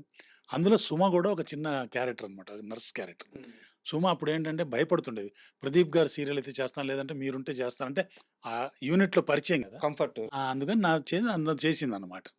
ఆ ఎపిసోడ్ గూడా చేసింది. ఆ తర్వాత అలాగే ట్రావెల్ అయ్యాం మేము. చాలా మంచిది. వాళ్ళ అమ్మగారు, వాళ్ళ నాన్నగారు అందరితో కూడా పరిచయం. ఆహ్, మ టాలెంటెడ్ అని తెలుసు. మాకింత వస్తదని మనకెట్ట తెలుస్తది? చాలా టాలెంటెడు. గ్రాస్పింగ్ పవర్ చాలా ఎక్కువుండేది ఆ అమ్మాయికి. ఆ తర్వాత సీరియల్స్ అవన్నీ చేశాం మేము. ఆ తర్వాత మేము 94లో నేను దూరదర్శన్‌కి ఒక సీరియల్ చేశానండి. 'జీవన రాగం' అని ఒక సీరియల్ చేశాను దూరదర్శన్‌కి ప్రొడ్యూస్ చేశాను. ఆ సీరియల్ ఏంటంటే అన్ని పాటలే ఉంటాయి అందులో. హ్మ్. మనిషి పుట్టినప్పటి నుంచి దేహం వదిలేసే వరకు మనకుండే ఫంక్షన్స్‌లో, మనకుండే వాటి మీద పాటలనమాట. Traditional songs. అబ్బా! ఇప్పుడు పిల్లోడు పుట్టగానే ఉయ్యాల్లో వేసి 'జో అచ్యుతానంద జో జో ముకుంద' అని పాడతాం. ఆ పాట. తర్వాత వ నలుగు పెడుతూ 'తారంగం తారంగం' అని పాడేది. ఆ తర్వాత చిన్న పిల్లలు పాడుకునేది. ఆ తర్వాత అమ్మాయి పెద్ద మనిషి అయిన తర్వాత దంపుడు పాటలు. పెళ్లి 4 ఎపిసోడ్‌లు. ఆ తర్వాత ఆ పెళ్లిలో ఉన్న శోభనం ఇవన్నీ వస్తాయి. తర్వాత పెద్దోళ్ళయ్యారు. వానప్రస్థానం. తర్వాతేమో ఇంక మంగళం. ఇలాగా మొత్తం లైఫ్ హిస్టరీ మీద సాంగ్స్ అనమాట అవి. మొత్తం సాంగ్స్. అందులో జర్నీకి మెయిన్ క్యారెక్టర్స్ అన్నీ డిఫరెంట్. ఆ రోజుల్లో ఇండస్ట్రీలో ఉండే అమ్మాయిలు, లేడీ ఆర్టిస్టులు అందరూ ఆ సీరియల్‌లో ఉన్నారు. మొత్తం ఆ రోజుల్లో జోక్ గూడా యేసుకునేవాళ్ళు. ఆ అమ్మాయి ఎక్కడ అయ్యో! అందరూ ఆడ మీరు గారు సీరియల్‌లో ఉన్నారురా అనేవారు. సో, అందులో మెయిన్ క్యారెక్టర్స్ కింద మా రాజీవ్, సుమ యేశారు అందులో. అక్కడ వాళ్ళకి ఫస్ట్ ఆ లవ్ చిగురించటం అనమాట అది. వాళ్ళకది ప్రీ విజ్ మ్యారేజ్ అనమాట అది. అలాగా ప్రీ విజ్ వీడియో షూటింగ్ లాగా అది జరిగిందనమాట మాది. మొత్తం వాళ్ళ మ్యారేజ్ దగ్గర నుంచి ఫస్ట్ అన్ని మ్యారేజ్‌లో ఉండే తంతులు అన్నీ గూడా 4 ఎపిసోడ్‌లు అవి. శోభనం ఇవి, పిల్లోడు పుట్టడం ఇవన్నీ గూడా అందులో చేశామనమాట. అంటే వాళ్ళ ప్రేమకి వేదికేసింది మీరే అయితే. ఎక్కడ చేసుకున్నా కూడా మాది ఒక ప్రీ వెడ్డింగ్ ప్రీ వెడ్డింగ్ ఇదనుకోండి.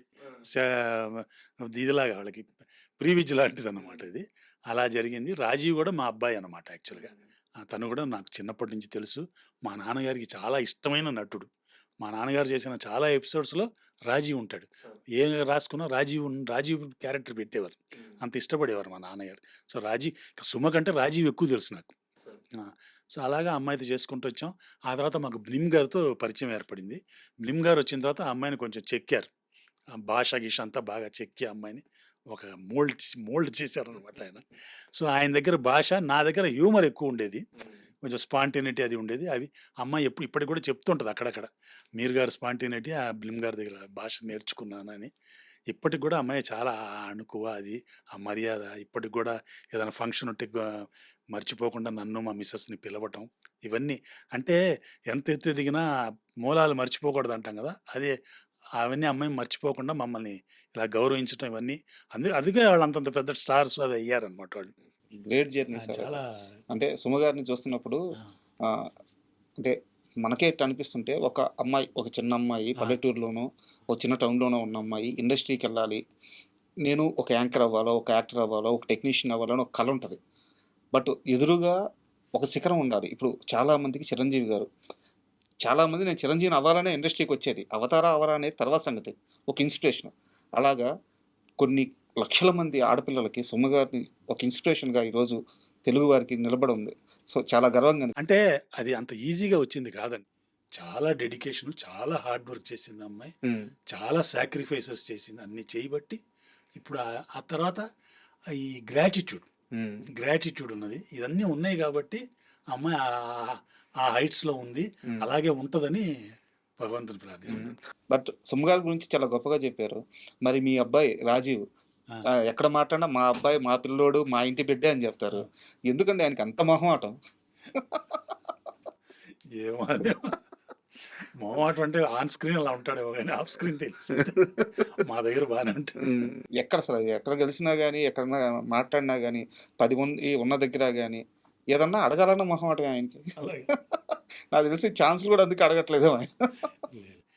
బాగా బాగా చాలా చాలా చాలా సినిమాలు చేస్తున్నాడు. అవును. చేస్తున్నాడు. అవును. వెరీ గుడ్ ఆర్టిస్ట్ అండి. ఎక్స్ప్రెషన్స్ సూపర్ అసలు. నాకు తెలిసి ఏం ఆయన- ఎక్స్ప్రెషన్స్ అవును. అండి బాబోయ్. ఆయన టాలెంట్కి ఇప్పటికీ కూడా రావాల్సిన అవకాశాలు రాలేదేమో అనిపిస్తుంటది. Great artist. Great actor. Expressions face మీద చాలా గ్రేట్. అండ్ మీరు ఇందాక మాట్లాడుతూ సీరియల్స్లో మనం ఒక బిడ్డ పుట్టినప్పటి నుంచి ఎదిగేదాకా కాన్సెప్ట్ ఓరియంటెడ్గా సాంగ్స్ ఉంటాయి అని చెప్పి, అది ఒక జీవిత చక్రం. సార్ ఇది ఒక సీరియల్ కోసం ఆలోచించిన ఐడియా అంటే అంటే అది మా నాన్నగారి ఐడియా అండి. అబ్బా.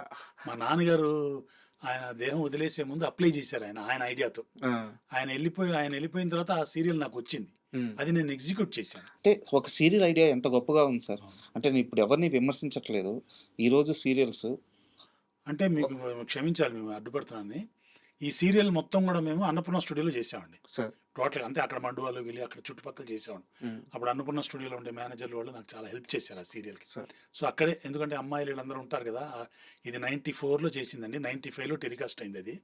సో ఆ టైంలోకి అక్కడ చేసాం మేము. అక్కడ చేస్తున్నప్పుడు చాలామంది డైరెక్టర్లు, ఇప్పుడు కృష్ణవంశీ గారు వాళ్ళు కూడా వచ్చి చూసిపోయేవారు. ఇంతమంది ఆడవాళ్ళు ఉన్నారేంటి, ఈ తతంగాలు ఏంటి, సాంగ్స్ పెట్టుంటాం కదా, అవును. సాంగ్స్ ప్లే అవుతుంటాయి, ఇవన్నీ ఏంటని చూశారనమాట. సార్ నాకు తర్వాత మురారి అవి కూడా ఆల్మోస్ట్ కొంచెం దీని ఇన్స్పిరేషన్ కూడా ఉండొచ్చేమో అని నేను అనుకోవటం. అంటే ఇప్పుడున్న సీరియల్స్లో నేను ఓపెన్గానే చెప్పేస్తున్నాను, ఒక భర్త ఇద్దరు భార్యలు, ఒకరిని పెళ్లి చేసుకుంటారు, ఇంకొకరిని ప్రేమిస్తుంటారు, అత్తా కోడళ్ళ గొడవలు, వీళ్ళని చంపాలి వాళ్ళని చంపాలి. ఇప్పుడు సీరియల్ కథలన్నీ ఇయే. ఆ రోజుల్లో ఇప్పుడు మీరు చెప్పినట్టు ఒక గొప్ప కాన్సెప్ట్. అలాగే మీరు చేసి ఉండకపోవచ్చు, మీరు చేయని కూడా చెప్పాను. ఒక ఋతురాగాలు కానీ, ఒక ఎండమావులు కానీ, ఎంత గొప్ప సీరియల్స్ సార్ అన్ని. సీరియల్స్లో కథ పోయింది, కాన్సెప్ట్ పోయింది, నటులు పోయారు, సీరియల్స్ బిజినెస్ అయిపోయింది. ఈ కామెంట్స్ మీరు ఒప్పుకుంటారా? అంటే ఏంటంటే అండి, ఇక్కడ మేజర్గా అప్పుడు సీరియల్స్కి ఏంటంటే ఒక ప్రొడక్షన్ హౌస్, ఇప్పుడు ప్రొడ్యూసరు డైరెక్టరు స్టోరీ ఫైనలైజ్ చేసి స్టోరీ అనుకొని అప్పుడు ఛానల్ దగ్గరికి వెళ్ళి, ఇప్పుడు దూరదర్శన్ వెళ్ళి వాళ్ళు స్లాట్ కొనుక్కుంటారు. ఒక హాఫ్ అన్ అవర్ స్లాట్ కొనుక్కుంటారు. వాళ్ళకి చెప్తారు ఇదండి కదా మేము తీయబోతున్నాం అని. వాళ్ళు ఏంటంటే వాళ్ళ గైడ్ లైన్స్లో వాళ్ళ ఛానల్కి చెడ్డ పేరు రాని కథ ఉంటే ఓకే అని వాళ్ళు స్లాట్ ఇస్తారు మనకి. ఒక 30 minutes స్లాట్ మనకి ఇస్తారు. దానికి ఒక పేమెంట్ ఉంటుంది. ఆ పేమెంట్ చేస్తాం వాళ్ళకి. పేమెంట్ చేస్తే ఆ 30 minutes స్లాట్లో మనం అనుకున్న స్టార్స్తో మనం అనుకున్న కథని తీసేసి వాళ్ళు మనకి ఫ్రీ కమర్షియల్ టైం ఒక 2.5 minutes ఇస్తారు. దాన్ని మనం కమర్షియల్ అమ్ముకుంటాం అనమాట. ఆ డబ్బు మన ప్రొడక్షన్కి పనికి వస్తుంది అనమాట. సో అలా మనం వేసేవాళ్ళం. సో మొత్తం గ్రిప్ అంతా కూడా ఈ ప్రొడ్యూసరు డైరెక్టర్ దగ్గర ఉంటుంది, మేకర్స్ చేతిలో ఉంటుంది. ఇప్పుడు పరిస్థితి ఏంటంటే మొత్తం ఛానల్స్ ప్రొడ్యూస్ చేస్తున్నారు. ఓకే, ఛానల్సే ప్రొడ్యూస్ చేస్తున్నారు. సో వాళ్ళు ఏం చేస్తున్నారు, వాళ్ళు ఒక కథ అనుకుంటూ ఆ కథని ఒక మనిషిని, ఈ ప్రొడ్యూసర్ని ఎన్నుకొని వాళ్ళే ఆర్టిస్టులు, వాళ్ళే డిసైడ్ చేస్తారు, అన్నీ వాళ్ళే, అంత మొత్తం వాళ్ళ చేతుల్లోనే ఉంటుంది. సో వాళ్ళు డిసైడ్ చేసి సో ఇప్పుడు ఈ డైరెక్టరు ఇలాంటి వాళ్ళ చేతుల్లో ఏం ఉండదు యాక్చువల్గా కథ. ఇంకోటి ఏంటంటే కథ మెయిన్గా ఇప్పుడు ఏంటంటే అంత టీఆర్పీ మీద ఉంది బిజినెస్. సో వాళ్ళ ఉద్దేశం ఏంటంటే ఛానల్ చూడాలంటే ఇలాంటివి ఉంటేనే టీఆర్పీ వస్తుంది, ఈ టైంలో చూస్తున్నారు, ఈ క్యాలిక్యులేషన్స్ ఉన్నాయండి, లెక్కలు. సో వాళ్ళు దానిని బట్టి ఆ ఛానల్లో అలాంటి కథలు ఎన్నుకొని వాళ్ళు చేస్తున్నారు అనమాట. సో ఈ టీఆర్పీ అనేసి ఆ టీఆర్పీ కోసం చేయటం అనమాట కథలు. సో దాంతో ఏమవుతుందంటే మీరు అన్నట్టు మొనాటనీ ఒకటి, ఇప్పుడు అన్ని ఛానల్స్లోనూ అవే వస్తాయి, అత్తా గొడవలు ఇవి, లేదంటే ఒకళ్ళొకళ్ళు వైరం తిట్టుకోవడం, అన్ని కథలు అలాగే ఉంటాయి కదా. అవును. సో ఆ వెరైటీ ఉండట్లేదు. ఇప్పుడు కొన్ని క్యారెక్టర్స్ ఎమోషనల్గా కూడా ఉండొచ్చు. నేను ఒకసారి ఒక ఛానల్లో నేను వెళ్ళి ఒక కథ ఇచ్చాను, నేను ఏది ఓల్డ్ ఏజ్ హోమ్స్ మీద ఇచ్చాను. నేను ఎల్బి శ్రీరామ్ గారు ఇలాంటి వాళ్ళని పెట్టి చెయ్యాలని ఉద్దేశంతో ఆ రోజుల్లో రవికొండలరావు గారు వీళ్ళందరినీ పెట్టి చెయ్యాలని ఒక కథ తీసుకెళ్ళి ఇచ్చాను. అంటే ఓల్డ్ ఏజ్ హోమ్స్లో చాలా కథలు ఉంటాయి, సార్ చాలా స్ట్రగుల్స్ ఉంటాయి. ఆయన అలా రావటానికి ఆయనకి చాలా టాలెంట్ ఉండొచ్చు, ఆయన అక్కడ ఎందుకు రావాల్సి వచ్చింది, ఇలాంటి బ్యాక్ స్టోరీస్ చాలా ఉంటాయి. అలా ఆవిడ చేద్దాం, చాలా ఎమోషనల్గా ఉంటుంది, హ్యూమన్ టచ్ ఉంటుంది. అది అంటే ఛానల్లో ఏం చెప్పారంటే, ఏమండి ఇది వినటానికి బాగానే ఉంది కానీ టీఆర్పీ రాదండి ఇది, తర్వాత మన ఛానల్ పాలసీ ఇది కాదు, మన ఛానల్ ఇలా ఉండాలి అని చెప్పి గైడ్ లైన్స్ చెప్పి వద్దన్నారు. అది సో అలా వెరైటీ ఉండదు కదా. ఇప్పుడు ఒకటే టైప్లో సీరియల్స్ వచ్చేస్తున్నాయి మనకి. దాని మెయిన్గా బిజినెస్, ఎందుకంటే వాళ్ళు కార్పొరేట్ సంస్థలు అవి, ఆ బిజినెస్ లేకపోతే వాళ్ళు ఆ ఛానల్ తీయలేరు కదా అది. అందుకని ఆ బిజినెస్ కోసం ఆ గైడ్ లైన్స్ని పెట్టుకొని వాళ్ళు వర్క్ చేస్తున్నారు. ఒకప్పుడు ఏంటంటే ఈ గైడ్ లైన్స్ లేవు, మన ఆత్మతృప్తి కోసం ఇప్పుడు ఒక సంస్థ ఉంటుంది. ఇప్పుడు వాహిని వాళ్ళు సినిమా చేశారంటే అదొక ట్రేడ్, దానికి ఒక ఐఎస్ఐ మార్క్ లాగా ఉంటుంది. వాళ్ళ సినిమా అంటే ఇది, అంటే వాళ్ళు ఫిలిం మేకర్స్ వాళ్ళు. ఇప్పుడంతా ఓన్లీ మనీ మేకర్స్ అన్నమాట. అంటే అప్పుడు మా చిన్నప్పుడు సార్ ఈనాడు సీరియల్స్ అసలు ఎంత అద్భుతంగా ఉండేయంటే ఫ్యామిలీ మొత్తం కూర్చొని సీరియల్స్ చూసేవాళ్ళమే. చాలా వాల్యూస్ ఉండేవండి ఆ రోజుల్లో. మా సుమన్ గారు అసలు ఆ అశ్లీలం కానివ్వండి, ఒక డైలాగు ఒసే అని మాట్లాడడం, ఇలాంటి డైలాగులు కూడా ఉండవు. ఒక బయట అలా కొద్దిగా అలా జరిగినా కూడా మళ్ళీ రీషూట్లు ఉండేవి. అంత జాగ్రత్తగా తీశారు ఆ రోజుల్లో సీరియల్స్. అంటే అందరూ కలిసి చూడాలని తపనతో ఆయన చేశారు. సీరియల్లో పాటలు, ఆర్టిస్టులు మెడ్రాస్ నుంచి పెద్ద పెద్ద ఆర్టిస్టులను తీసుకొచ్చి పెట్టి అంత అంటే ఒక వాల్యూస్తో తీశారు ఆ రోజుల్లో. సో సీరియల్స్లో పాటలని మీరు అన్నారు కాబట్టి ఒక క్వశ్చన్.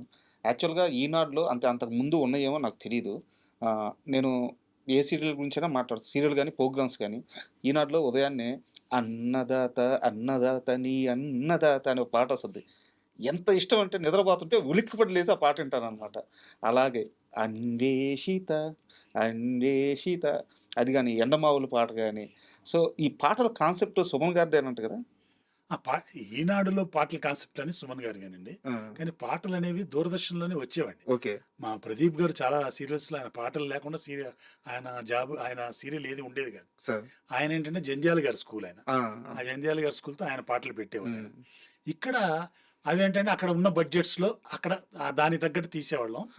ఈనాడు ఈటీవీ వచ్చిన తర్వాత, సుమన్ గారు వచ్చిన తర్వాత ఏంటంటే స్పెషల్గా పాటల కోసం కొన్ని రోజులు కేటాయించి మంచి క్వాలిటీ సౌండ్ బాగుండాలి, లిరిక్ బాగుండాలి, ట్యూన్ బాగుండాలి, లొకేషన్స్. నేను నమ్మరు అందం అనే ఒక సీరియల్ చేశాను.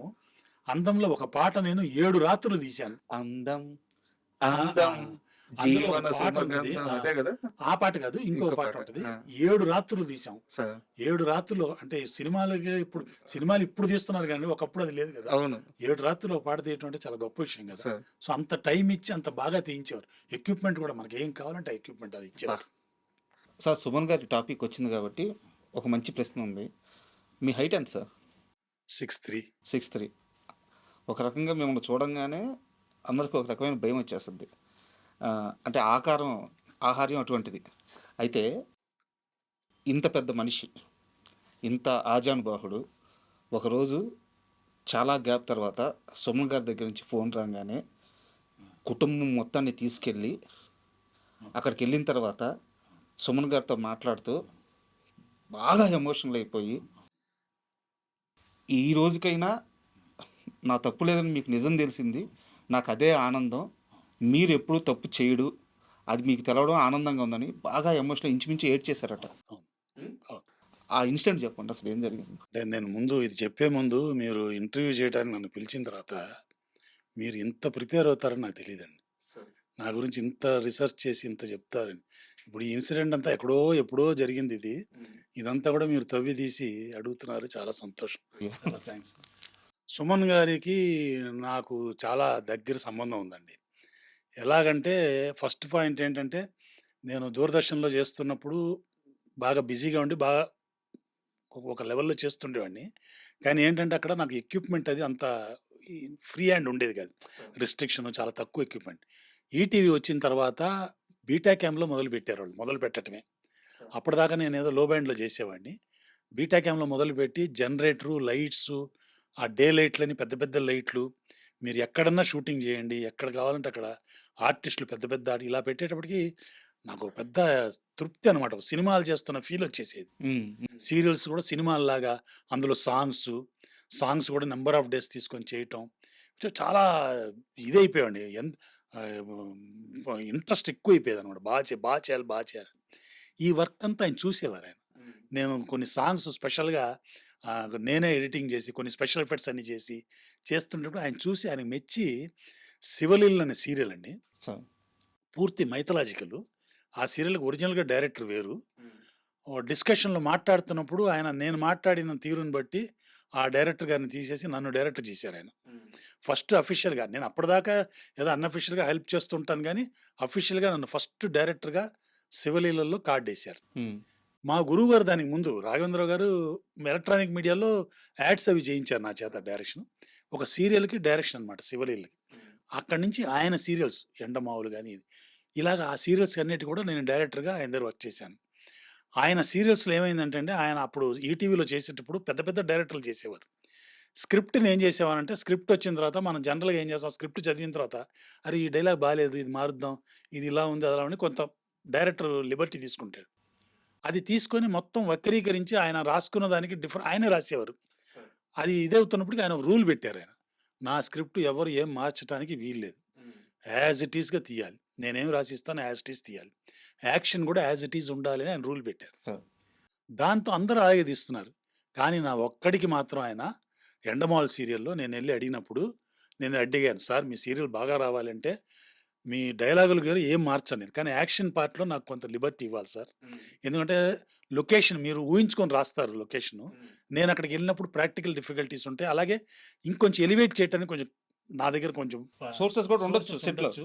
అందుకని యాక్షన్ పార్ట్ ఒకటి నాకు వదిలేయాలి సార్" అంటే ఆయన నాకు లిబర్టీ ఇచ్చారు. సో 'ఎండమావులు' సీరియల్‌లో యాక్షన్ పార్ట్ అంతా కూడా నేను చేసుకున్నది. ఆ ట్రాలీలు గానియండి, అవి ఇలాంటివి చాలా చేశాను అందులో. సో, ఎందుకంటే అందులోనే ఫస్ట్ టైం మీరు ఆ రోజుల్లో స్టడీగా జర్కని జూమ్ వెళ్ళటం, అంటే ర్యాంప్ వెళ్ళటం, ఇవన్నీ 'ఎండమావులులో' చేశాం. 2000లో అన్నమాట అది. ఇలాంటివి చాలా చేశాను అందులో ఎక్స్‌పెరిమెంట్‌లన్నీ. సో, ఆయనకి బాగా నచ్చిందనమాట. నచ్చిన తర్వాత ఒక దురదృష్టమైన సంఘటన ఒకటి మిస్‌అండర్‌స్టాండింగ్ ఏదో ఒక చిన్న మిస్‌అండర్‌స్టాండింగ్ జరిగి, అంటే అది యాక్చువల్ కాదది. జరిగి నన్ను సడెన్‌గా ఎక్స్‌ప్లనేషన్ అడిగారనమాట. అది ఎవరి చేతనో అడిగిచ్చారు. హ్మ్. అక్కడ నేను కొంచెం హర్ట్ అయ్యాను. అంటే ఆయనకి నా దగ్గర ఉన్న అక్వైంటెన్స్, నా మీద ఉన్న దీంతో ఆయనే పిలిచి, "ఏంటి మీరు ఇట్ట అయిందంటే ఏంటి?" అని అడిగితే నేను అక్రాస్ ది టేబుల్ చెప్తే నాకు తృప్తి ఉండేది. కరెక్ట్. హ్మ్. ఇప్పుడు ఎవరి చేతనో చెప్పేటప్పటికి నేను కొంచెం ఇగో ఫీల్ అయ్యి ఇమ్మీడియేట్‌గా నేను చేయను సీరియల్ నుంచి మానేశాను. ఇప్పుడు మనకి ఇది ఉంటది కదా! అలా మానేశాననమాట. మానేసిన తర్వాత ఇక మా ఇద్దరికి 2004 అనుకుంటాను. అక్కడి నుంచి కొంచెం గ్యాప్ వచ్చిందండి. మీరు కూడా ఆయనకి చెప్పలేదుగా ఫోన్ చేసి? నేను చెప్పలేదు. అంటే ఎవరైతే నాకు చెప్పారో ఆయనకే చెప్పాను మరి. అంతా త్రూ ఒక పర్సన్.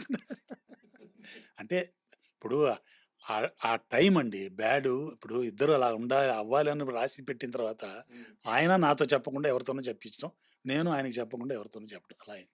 సో, ఆ విధంగా నేను గ్యాప్ వచ్చింది. గ్యాప్ వచ్చింది. గ్యాప్ వచ్చిన తర్వాత చాలా రోజులు ఒక 8 ఇయర్స్ 8 ఇయర్స్ అయిందండి. 8 ఇయర్స్ తర్వాత ఒకరోజు నాకప్పుడు సెల్ ఫోన్ ఉండేది కాదు. నేను సెల్ ఫోన్ వాడేవాడిని కాదు. మా తమ్ముడికి ఫోన్ చేశారు. తమ్ముడికి ఫోన్ చేసి ఇలా మీరుతో మాట్లాడాలంటే, నేను ఆ రోజు మా తమ్ముడి ఇంట్లోనే ఉన్నాను నేను. హ్మ్. ఇమ్మీడియేట్‌గా ఫోన్ తీసుకొని మాట్లాడితే సుమన్ గారు కలవాలంటున్నారండి. సుమన్ గారు కలవాలంటున్నారని గాని నాకు ఏదో మంచి పరిణామం అనిపించింది. అనిపించి వెంటనే మా మిసెస్‌కి చెప్పి, మా మిసెస్, మా అబ్బాయి అందరం కలిసి ఆయన ఆఫీస్‌కెళ్ళాం. వెళ్తే ఆయన లేసొచ్చి కౌగిలించుకొని, "ఐయామ్ వెరీ సారీ మీర్. నేనేదో బావిలో కప్పలాగా ఉండిపోయాను. నీ గురించి చెప్పినప్పుడు నేను అలా చేసి ఉండకూడదు. ఐయామ్ వెరీ సారీ" అన్నారు. నేను చాలా మూవ్ అయిపోయాను. అంటే జీవితంలో ఎక్కడ నాకు బ్లాక్ మార్క్స్ లేవు. ఈయనొక్క దగ్గర ఇలా బ్లాక్ మార్క్ వచ్చేసిందే, అది అలాగే ఉండిపోతదేమో అనుకున్నది. ఆయన అంత పిలిచి చెప్పేట పెద్ద మనిషి. చూడండి చాలా, ఎమోషనల్ అయ్యారంట కదా! చాలా ఎమోషనల్ అయ్యాను. చాలా హ్యాపీ ఫీల్ అయ్యాను. అని ఆయన వెంటనే మనం కలిసి పని చేయాలి అన్నారు. సార్ తప్పకుండా సార్ అని. ఆయన అప్పటికి యాక్టింగ్ మొదలుపెట్టారు. యాక్టింగ్ మనిద్దరం కలిసి చేద్దాం అంటే, తప్పకుండా సార్ అని నాకు ఒక టెలిఫిలిం చేసి పెట్టన్నారు. సరే సార్ అన్నాను. అప్పుడు బలభద్రపాత్ర రమణి గారితో ఒక స్టోరీ చెప్పించారు. అప్పటిదాకా ఏంటంటే ఆయన యాక్ట్ చేస్తున్నాను కూడా సాఫ్ట్ క్యారెక్టర్లు ఇలా చేస్తున్నారాయన. ఆవిడ అలాంటిది ఒక సబ్జెక్ట్ చెప్పారు. నేను కాదండి ఇలాంటిది కాదు. ఆయన చేస్తున్నారంటే రాముడు, భీముడు 2 క్యారెక్టర్లు డ్యూయల్ రోల్. ఇప్పుడు నేను టెక్నికల్‌గా కూడా బాగా జీవించాలి కదా ఆయన్ని. 2 క్యారెక్టర్లు రాముడు, భీముడులాగా. ఒకటి సాఫ్ట్, ఒకటి హార్ష్ కావాలి అని చెప్పి అలా కథ రాయించుకున్నాను. ఆ కథ తీసుకెళ్ళి ఆయనకి చెప్పా. చెప్తే ఆయన భయపడిపోయాడు. "ఇవన్నీ నేను ఎక్కడ చేయాలి మీరు? ఈ ఫైట్‌లు ఇవన్నీ నేనెప్పుడు చేయాలన్నారు." "మీరేం చేయరు నేను చేయించుకుంటాను. మీకెందుకు నేను చేస్తాను సార్ అన్న. చేశాను. చాలా హ్యాపీ ఫీల్ అయ్యారు ఆయన ఆ ఫిలిం. చాలా అంటే చాలా స్టైలిష్‌గా ఆ సాంగ్సు, అందులో ఫైట్‌లు అంటే త్రూ ఔట్ ఒక డూప్‌ని పెట్టాము. ఆ డ్యూయల్ రోలు ఇవన్నీ పెట్టి డ్యూయల్ రోల్ 2 కెమెరాలు పెట్టి చేయటం. కొంత ఆయనకి శ్రమ పెట్టాను. ఫిజికల్‌గా పాపం అప్పటికే ఆయనకి ఆరోగ్యం అంత బాలేదు. వెంటనే ఇంద్రనాగ్ గారొచ్చి చెప్పేవారు, "మీరు గారు కొంచెం జాగ్రత్తగా చూసుకోండి. ఎక్కువ స్ట్రెయిన్ చేస్తున్నారు" అది ఇది అని. అయినా చేశారు, ఆయన బానే చేశారు. ఆ టెలిఫిల్మ్ ఆయన చాలా మెచ్చుకున్నారు. చాలా సార్లు చూసుకుంటూ ఆయన లాస్టు ఒక థియేటర్ కట్టుకున్నారు ఈటీవీలోనే. కట్టుకొని ఆయన ఫిలిమ్స్ అన్ని వేసి చూసుకుంటూ ఉంటారనమాట అందులో. అందులో నా ఫిలిం ఇది 'చూడు చూడు తమాషా' అని చాలా సార్లు వేసుకుంటూ చూస్తుంటారు. చూసుకొని అక్కడి నుంచి ఫోన్ చేసేవారు. ఇలాగా బాగా దగ్గరైపోయామనమాట. దగ్గరైపోయి ఆయన "మీరు గారు మీరు డిసెంబర్ నుంచి ఎక్కడ ఒప్పుకోవద్దు. మనం చేస్తున్నాం, సీరియల్ చేస్తున్నాం. డైలీ సీరియల్" అన్నారు. "చాలా సంతోషం సార్" అన్నాను. ఎందుకంటే ఆయన దగ్గర చేస్తుంటే ఒకటి టెక్నికల్‌గా చాలా తృప్తి ఉంటది వర్క్ చేయటానికి. మనకి కావాల్సిన ఎక్విప్ ఉంటది. రెమ్యూనరేషన్ వైస్ కూడా చాలా కంఫర్టబుల్‌గా ఇస్తారు. డబ్బులు కూడా. సో 2 వైపులా ఉంటది కాబట్టి నేను డెఫినిట్‌గా చేద్దాం సార్ అన్నాను. నా దురదృష్టంతో ఆయన సడెన్‌గా దేహం వదిలేయాల్సొచ్చిందాయన. సో అలాగా ఆయన మీద చాలా గౌరవం నాకు, భక్తి, గ్రాటిట్యూడ్ చాలా. సరే, ఇప్పుడు నేను అడగబోయే ప్రశ్న మిమ్మల్ని చాలామంది ఇదివరకు అడిగారు. నేను విన్నాను, చూశాను, ఇంటర్వ్యూలో చూశాను. అయితే అది ఏందో అలా అలా వచ్చి అలా టాపిక్ వెళ్ళిపోయింది. బట్ చాలామందికి ఇప్పటికీ ఆ అనుమానం అలాగే ఉంది.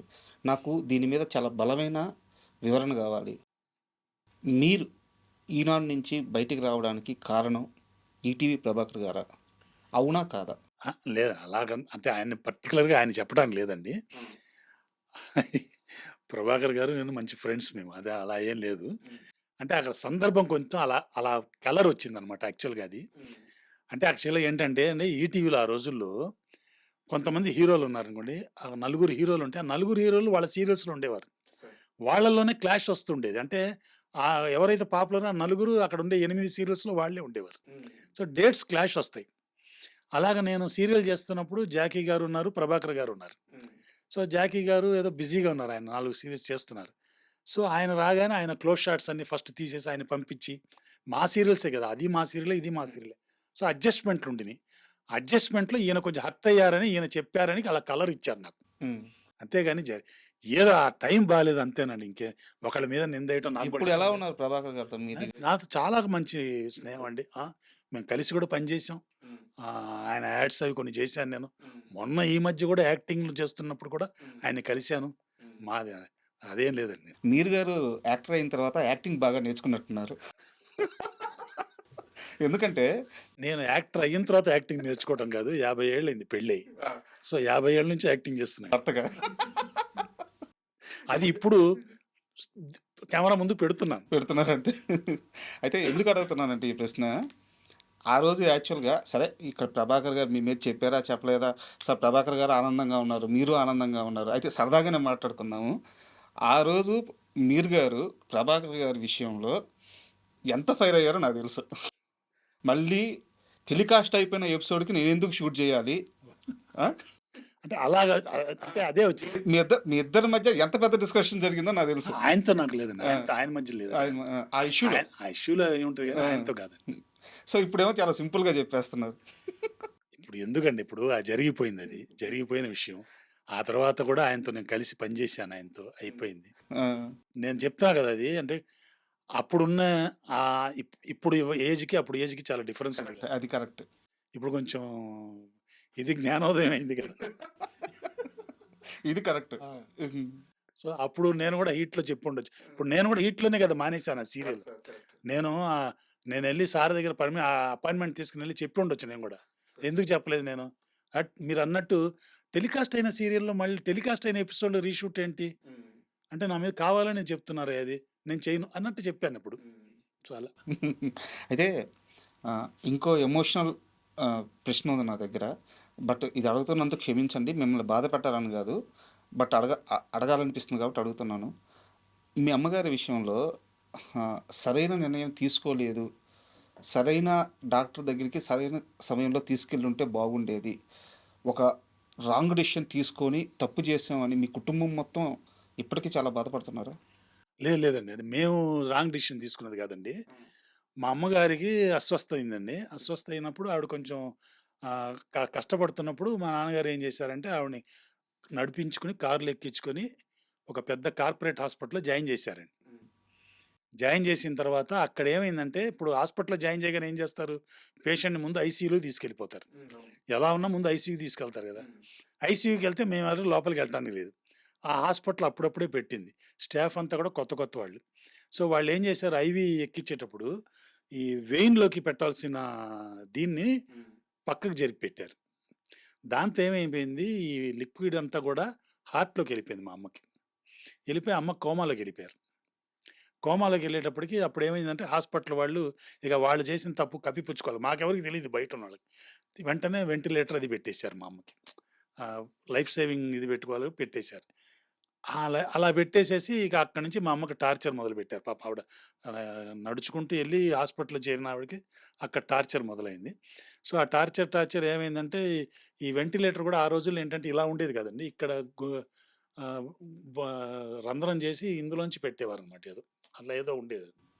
అది ఏదో క్లీనింగ్ అప్పుడు కూడా ఏదో ఊడిపోయి చాలా సేపు ఆక్సిజన్ కూడా ఎళ్ళలేదు. ఇక మా అమ్మ ఆఖరి గడియలు ఆవిడ ఇదైపోయిందనమాట. సో, అలాగా ఆవిడ అన్‌ఎక్స్‌పెక్టెడ్‌గా అంటే మేము పాపం నడుచుకుంటూ వెళ్ళి హాస్పిటల్‌కెళ్ళి చేరి ఆవిడ మృతదేహంగా వచ్చిందనమాట బయటికి. అది. మెడికల్ ఎర్రర్ అనుకోవచ్చు ఇది. మెడికల్ ఎర్రరే. మేజర్‌గా మెడికల్ ఎర్రరే. ఇప్పుడు మెడికల్ ఎర్రరే అది. కానీ మనం ఏం చేయగలుగుతాం దానికి? అప్పుడేదో నా ఫ్రెండ్స్ అందరూ కూడా హాస్పిటల్ మీద కేసేది. ఏస్తే మాత్రం మా అమ్మొస్తదా? రాదు గదా! ఇప్పుడు ఇదంతా తలకాయ నొప్పి. వీళ్ళతో చుట్టుకుంటూ ఈ డబ్బులంతా ఖర్చు పెట్టి ఎందుకు ఇంక అయిపోయింది. అమ్మ ఆయుష్ అంతే అనుకోని ఊరికేసి. అండ్ ఇప్పుడు కొన్ని నెలల క్రితం సార్ 'చంద్రశేఖర్' అని చెప్పి ఒక ఆర్టిస్ట్ ఉంటారు. సీరియల్స్ చేసాం. రాజమౌళి గారి సినిమాల్లో కూడా అవును. చేశారు. ఆయన అవునవును. చాలా సీరియల్స్‌లో కూడా యాక్ట్ అవునవును. చేశారు. చాలా మంచి ఆర్టిస్ట్. ఆయన ఇంటర్వ్యూ చేసినప్పుడు తెలుగు సీరియల్స్‌లో తెలుగు వాళ్ళు ఉండట్లేదు. ఆ! ఆ! ఎవరో కన్నడ వాళ్ళో, తమిళ్ వాళ్ళో వస్తారు. ఒక 20 సంవత్సరాలు, 25 సంవత్సరాలు పనిచేసిన టెక్నీషియన్ ఎవరో వాళ్ళకి తెలీదు. 20 సంవత్సరాలు సినిమాల్లో వెలిగి ఇక్కడికి వచ్చిన ఆర్టిస్టులు ఎవరో తెలీదు. వాళ్ళ ముందు కాలు మీద కాలేసుకుంటారు. వాళ్ళ ముందు ఫోన్ మాట్లాడతా విష్ చేయరు. వాళ్ళు విష్ చేసినా పట్టించుకోరు. సెట్ అంతా గందరగోళంగా చేస్తూ ఉంటారు. నిర్మాత అడగడు, డైరెక్టర్ అడగలేడు, ధైర్యం లేదు. ఇలాంటి వాతావరణంలో పనిచేయక చాలామంది సీరియల్స్ మానేశారని చెప్పి ఆయన ఒక స్టేట్మెంట్ ఇచ్చారు. దానికి సీరియల్ ఆర్టిస్టులు చాలామంది పర్సనల్‌గా ఆయన చెప్పింది కరెక్ట్ అని చెప్పి నాతో చాలామంది చెప్పారు. మీకు అలాంటి ఎక్స్‌పీరియన్స్ ఏమన్నా ఉందా? నాకలాంటి ఎక్స్‌పీరియన్స్ లేదండి. అంటే యద్భావం తద్భవతి అంటామండి. మనం ఎలా ఉంటామో, మనం ఎలా అనుకుంటామో అలాగే ఉంటారు వాళ్ళు గూడా. అంటే వాళ్ళు పాపం అక్కడెక్కడి నుంచో వస్తారు కన్నడ నుంచి. వాళ్ళెందుకొచ్చారు, వాళ్ళనెందుకు తీసుకొచ్చారంటే అది వేరే టాపిక్ అది. అది ఛానల్స్ వాళ్ళ ఇష్టం. ఛానల్స్‌లో ఏంటంటే ఒక కొత్త సీరియల్ మొదలుపెడుతున్నప్పుడు ఆ క్యారెక్టర్ కనిపించాలి. ఆర్టిస్ట్ కనిపించకూడదు అని వాళ్ళు కొత్త ఫేసెస్ కోసం అన్వేషిస్తూ అక్కడి నుంచి తెచ్చుకుంటారు వాళ్ళు. కన్నడ నుంచి తీసుకొచ్చి పెడుతున్నారు వాళ్ళు. దాంట్లో అతి ఏంటంటే ఒక హీరో, హీరోయిన్ అంటే ఓకే గానీ హీరోయిన్ తల్లి, హీరోయిన్ తండ్రి, హీరో తమ్ముడు వీళ్ళని కూడా చేర్చుకోవడం మొదలుపెట్టారు. అది కొంచెం అతి. అంటే ఆ మాత్రం మన దగ్గర లేరు. ఇప్పుడు హీరో, హీరోయిన్ అంటే మీరు క్యారెక్టర్ కోసం పిలిపించుకున్నారంటే అది కొంచెం అర్థం పర్థం ఉంటది. మిగతా క్యారెక్టర్ అది కొంచెం అతి అది సెపరేట్ ఛానల్ అది. ఇప్పుడు ఆ పిల్లలు అక్కడి నుంచి వచ్చిన తర్వాత వాళ్ళు చాలా టాలెంటెడ్ ఉంటారండి వాళ్ళు. పిల్లలు అక్కడి నుంచి వచ్చిన వాళ్ళు చాలా టాలెంటెడ్ యాక్చువల్‌గా. కన్నడం ఆర్టిస్టులు అంటే అండి చాలా టాలెంటెడ్ ఉంటారు. ఎందుకంటే కన్నడంలో సీరియల్స్ అంతా కూడా ఆన్‌లైన్ అండి అది. అంటే వితౌట్ డబ్బింగ్ చేస్తారు. వాళ్ళు నేర్చుకొని చెప్పాలి. హ్మ్. సో, వాళ్ళు అవన్నీ నేర్చుకొని చెప్పడం అంటే కొంచెం బాగా గ్రాస్పింగ్ పవర్ అది బావుంటది. వాళ్ళని మనం తెచ్చుకుంటాం ఇక్కడ. ఇక్కడ మన దగ్గర ఏంటంటే రుద్దుతాం. ఇప్పుడు ఒక రోజు వచ్చారంటే ఆ రోజులో ఒక 10 సీన్‌లు, 15 సీన్‌లు ఇక ప్రాంప్టింగ్‌లే కదా! సో, వాళ్ళకి కూడా టైమ్ ఇవ్వం.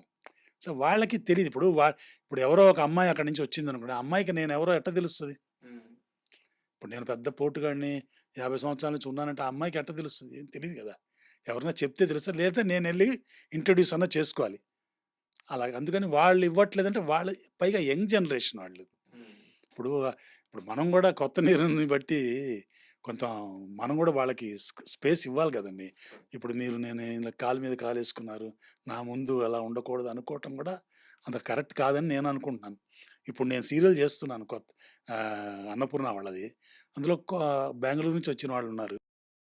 చాలా ఆప్యాయంగా ఉంటారు. చాలా ప్రేమతో ఉంటారు. నేను వాళ్ళతో అలాగే ఉంటాను. అదే మీకు చెప్పా గదా! యద్భావం తద్భవతి అన్నట్టు. అలాగే. కొన్ని చోట్ల అంటే వాళ్ళు కావాలని చేసేది కాదండి. తెలియక చేయటం అది యాక్చువల్‌గా అది. కావాలని చేసేది కాదు. ఇంకోటేంటంటే మనం గూడా కొంచెం అలాగా అలా చెయ్యాలి అని కూడా ఎక్స్‌పెక్ట్ చేయకూడదు. అది గూడా ఉంది గదండీ! ఇప్పుడు సినిమాలకెళ్తే మీరు అది ఎక్స్‌పెక్ట్ చేస్తారా మీరు? ఇప్పుడు సినిమాలకెళ్తే పెద్ద హీరో వచ్చి మీకు దండం పెట్టాలని, మనమే ఎళ్లి అని సార్ నమస్తే సార్ అంటాం గదా! అండ్ రాజమౌళి గారితో కూడా మీరు వర్క్ చేసినట్టున్నారు. అంటే ఎలక్ట్రానిక్ మీడియాలో మా గురువుగారివి యాడ్స్‌లో అప్పుడు చేశానండి. ఎప్పుడు సార్ ఇది? ఏ ఇయర్? 97 ఆ ప్రాంతం ఉంటదేమో. 97, 98 ఆ ప్రాంతంలో గురువుగారు ఎలక్ట్రానిక్ మీడియా చేస్తున్నారండి. అందులో యాడ్స్ చేశారు. రాజమౌళి గారు, ఏలేటి చంద్రశేఖర్ గారు వీళ్ళందరూ చేసేవారు కదా! అందులో. వరా ముల్లపూడి గారు వీళ్ళందరూ చేశారు. మా గురువుగారు నన్ను కెమెరామాన్‌గా పెట్టేవారాయన. సార్. వీళ్ళందరికీ కామన్‌గా. ఇప్పుడు వరా ముల్లపూడి గారు కానివ్వండి, ఏలేటి చంద్రశేఖర్ గారికి, రాజమౌళి గారికి వాళ్ళకి తక్కువ చేశానండి. 2, 3 చేశాను. ముల్లపూడి వర గారితో చాలా చేశాను. వందలు చేశాను ఆయనతో. వాళ్ళిద్దరితో మాత్రం తక్కువ చేశాను నేను. అంటే రాజమౌళి గారితో ఆ క్షణంలో, ఆ టైంలో మీకున్న ఏదన్నా ఒక ఎక్స్‌పీరియన్స్ గుర్తున్నది ఏమన్నా చెప్తారా? ఎక్స్‌పీరియన్స్ ఏం లేదు. ఆయనతో 4, 5 యాడ్స్ ఏదో చేశానండి. చేస్తున్నప్పుడు అంటే మనకు తెలీదు గదా! అప్పుడు. చేస్తున్నప్పుడు నేను కెమెరామాన్ ఎడిటర్‌నే గదా! ఎందుకు ఇన్ని తీస్తున్నాడు? ఏది వాడతాడు ఇందులోంచి ఈయన అని ఇప్పుడు సజెషన్ తీశారు, మళ్ళీ క్లోజ్ తీశారు, మళ్ళీ కాంబినేషన్ తీస్తున్నాడు, మళ్ళీ అటు తీస్తున్నాడు అనిపిచ్చదు గదా! అప్పుడు. ఏంటి ఇన్ని సార్లు తీస్తున్నాడు, ఇన్ని చేస్తున్నాడు. ఇప్పుడు మనం ఏంటంటే ఇప్పుడు మా వరాములపూడి గారి దగ్గర తీస్తున్నప్పుడు మనం ఈ షాట్ ఇంతే వాడతాం, ఈ షాట్ ఇలా వాడతాం, ఈ షాట్ ఇలా వాడతాం అని కరెక్ట్‌గా అంతంతే లెంతులు తీసుకుంటాం. ఇక్కడ ఆయనేమో 4, 5 వెరైటీలు అంటే ఆయన స్కూల్ అది. పర్ఫెక్షన్ కోసం అలా చేసేవారు. మనకప్పుడు అర్థం కాదు గదా! ఆయన ఇంత పెద్ద డైరెక్టర్ అవుతారంటే అప్పుడే సబ్బు వేసేసి ఉండేవాడిని అప్పుడు. ఆయన చెప్పిన షాట్ అన్ని తీసేవాడినేమో తెలీదు కదా!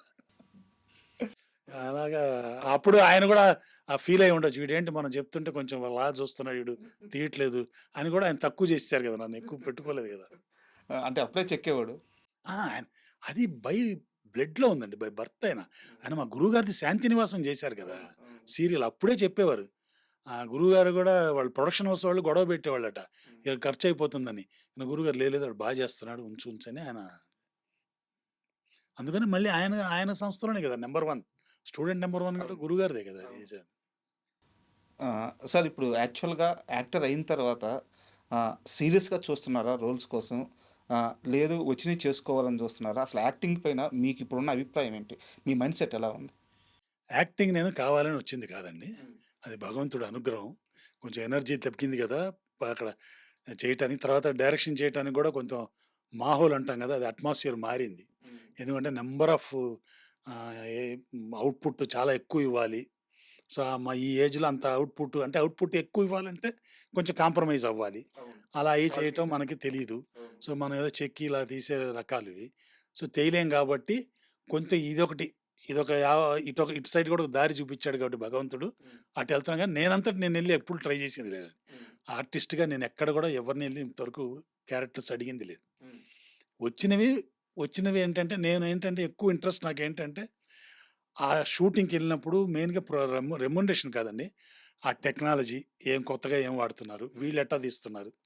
ఏం నేర్చుకుంటున్నాం? ఏం చేయకూడదో కూడా నేర్చుకోవచ్చు. ఇలా షూటింగ్‌కెళ్ళినప్పుడు ఏమేం చేయకూడదో కూడా నేర్చుకుంటుంటాను. ఇవన్నీ కొంచెం ఎడ్యుకేషన్ అవుతదని కూడా నేను ఎళ్తుంటానండి యాక్టింగ్‌కి మెయిన్‌గా. సో, అది అంటే అంతేగాని నేనెళ్లి ఎవరినో అడగటాలు అలాంటివి ఏం లేదు ఇప్పటిదాకా. ఆలోచన ఉందా? అంటే అలా అంత అవసరం భగవంతుడు ఇవ్వలేదు. ఏదో ఒకటి కల్పిస్తున్నాడు చేసుకుంటూ ఎళ్తున్నాను నేను. అంటే మేకర్స్‌కి ఒక క్లారిటీ రావడానికి మీరు ఫస్ట్ ప్రయారిటీ ఏంటి ఇప్పుడు? ఎనీథింగ్ ఇన్ ఫిల్మ్ మేకింగ్ అండి.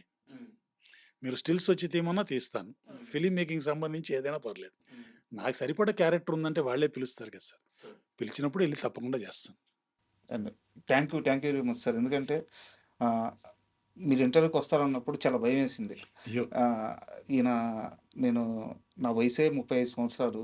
ఇండస్ట్రీలో ఈయన ప్రయాణం 50 సంవత్సరాలు. నేను ఏ విధంగా మాట్లాడగలను అనుకున్నాను. బట్ ఫస్ట్ ఆఫ్ ఆల్ నన్ను చాలా కంఫర్టబుల్‌గా ఉంచారు మీరు. అయ్యయ్యో! ఆ ధైర్యం నాకిచ్చారు. అండ్ మిమ్మల్ని కూడా నేను సాటిస్ఫాక్షన్‌గా పంపిస్తున్నానని అనుకుంటున్నాను. తప్పకుండా నిజంగా అండి. అంటే చాలా అంటే నేను ఇంత ఎక్స్‌పెక్ట్ చేయలేదు. మీరు ఇంత హోమ్ వర్క్ చేసి, ఇంత చేసి నన్ను గురించి అడుగుతారనుకోలేదు. ఎందుకంటే రెగ్యులర్‌గా అడిగేది మీరెప్పుడొచ్చారు? ఎలా వచ్చారు? ఇలా కాకుండా టెక్నికల్‌గా ఇవన్నీ కూడా బాగా అడిగారు. చాలా చాలా థాంక్స్. అలాగే ఐ డ్రీమ్ సంస్థకి, మా సుధాకర్‌కి వీళ్ళందరికీ కూడా నా హృదయపూర్వక కృతజ్ఞతలు. Thank you. Thank you so much. స్వస్తి.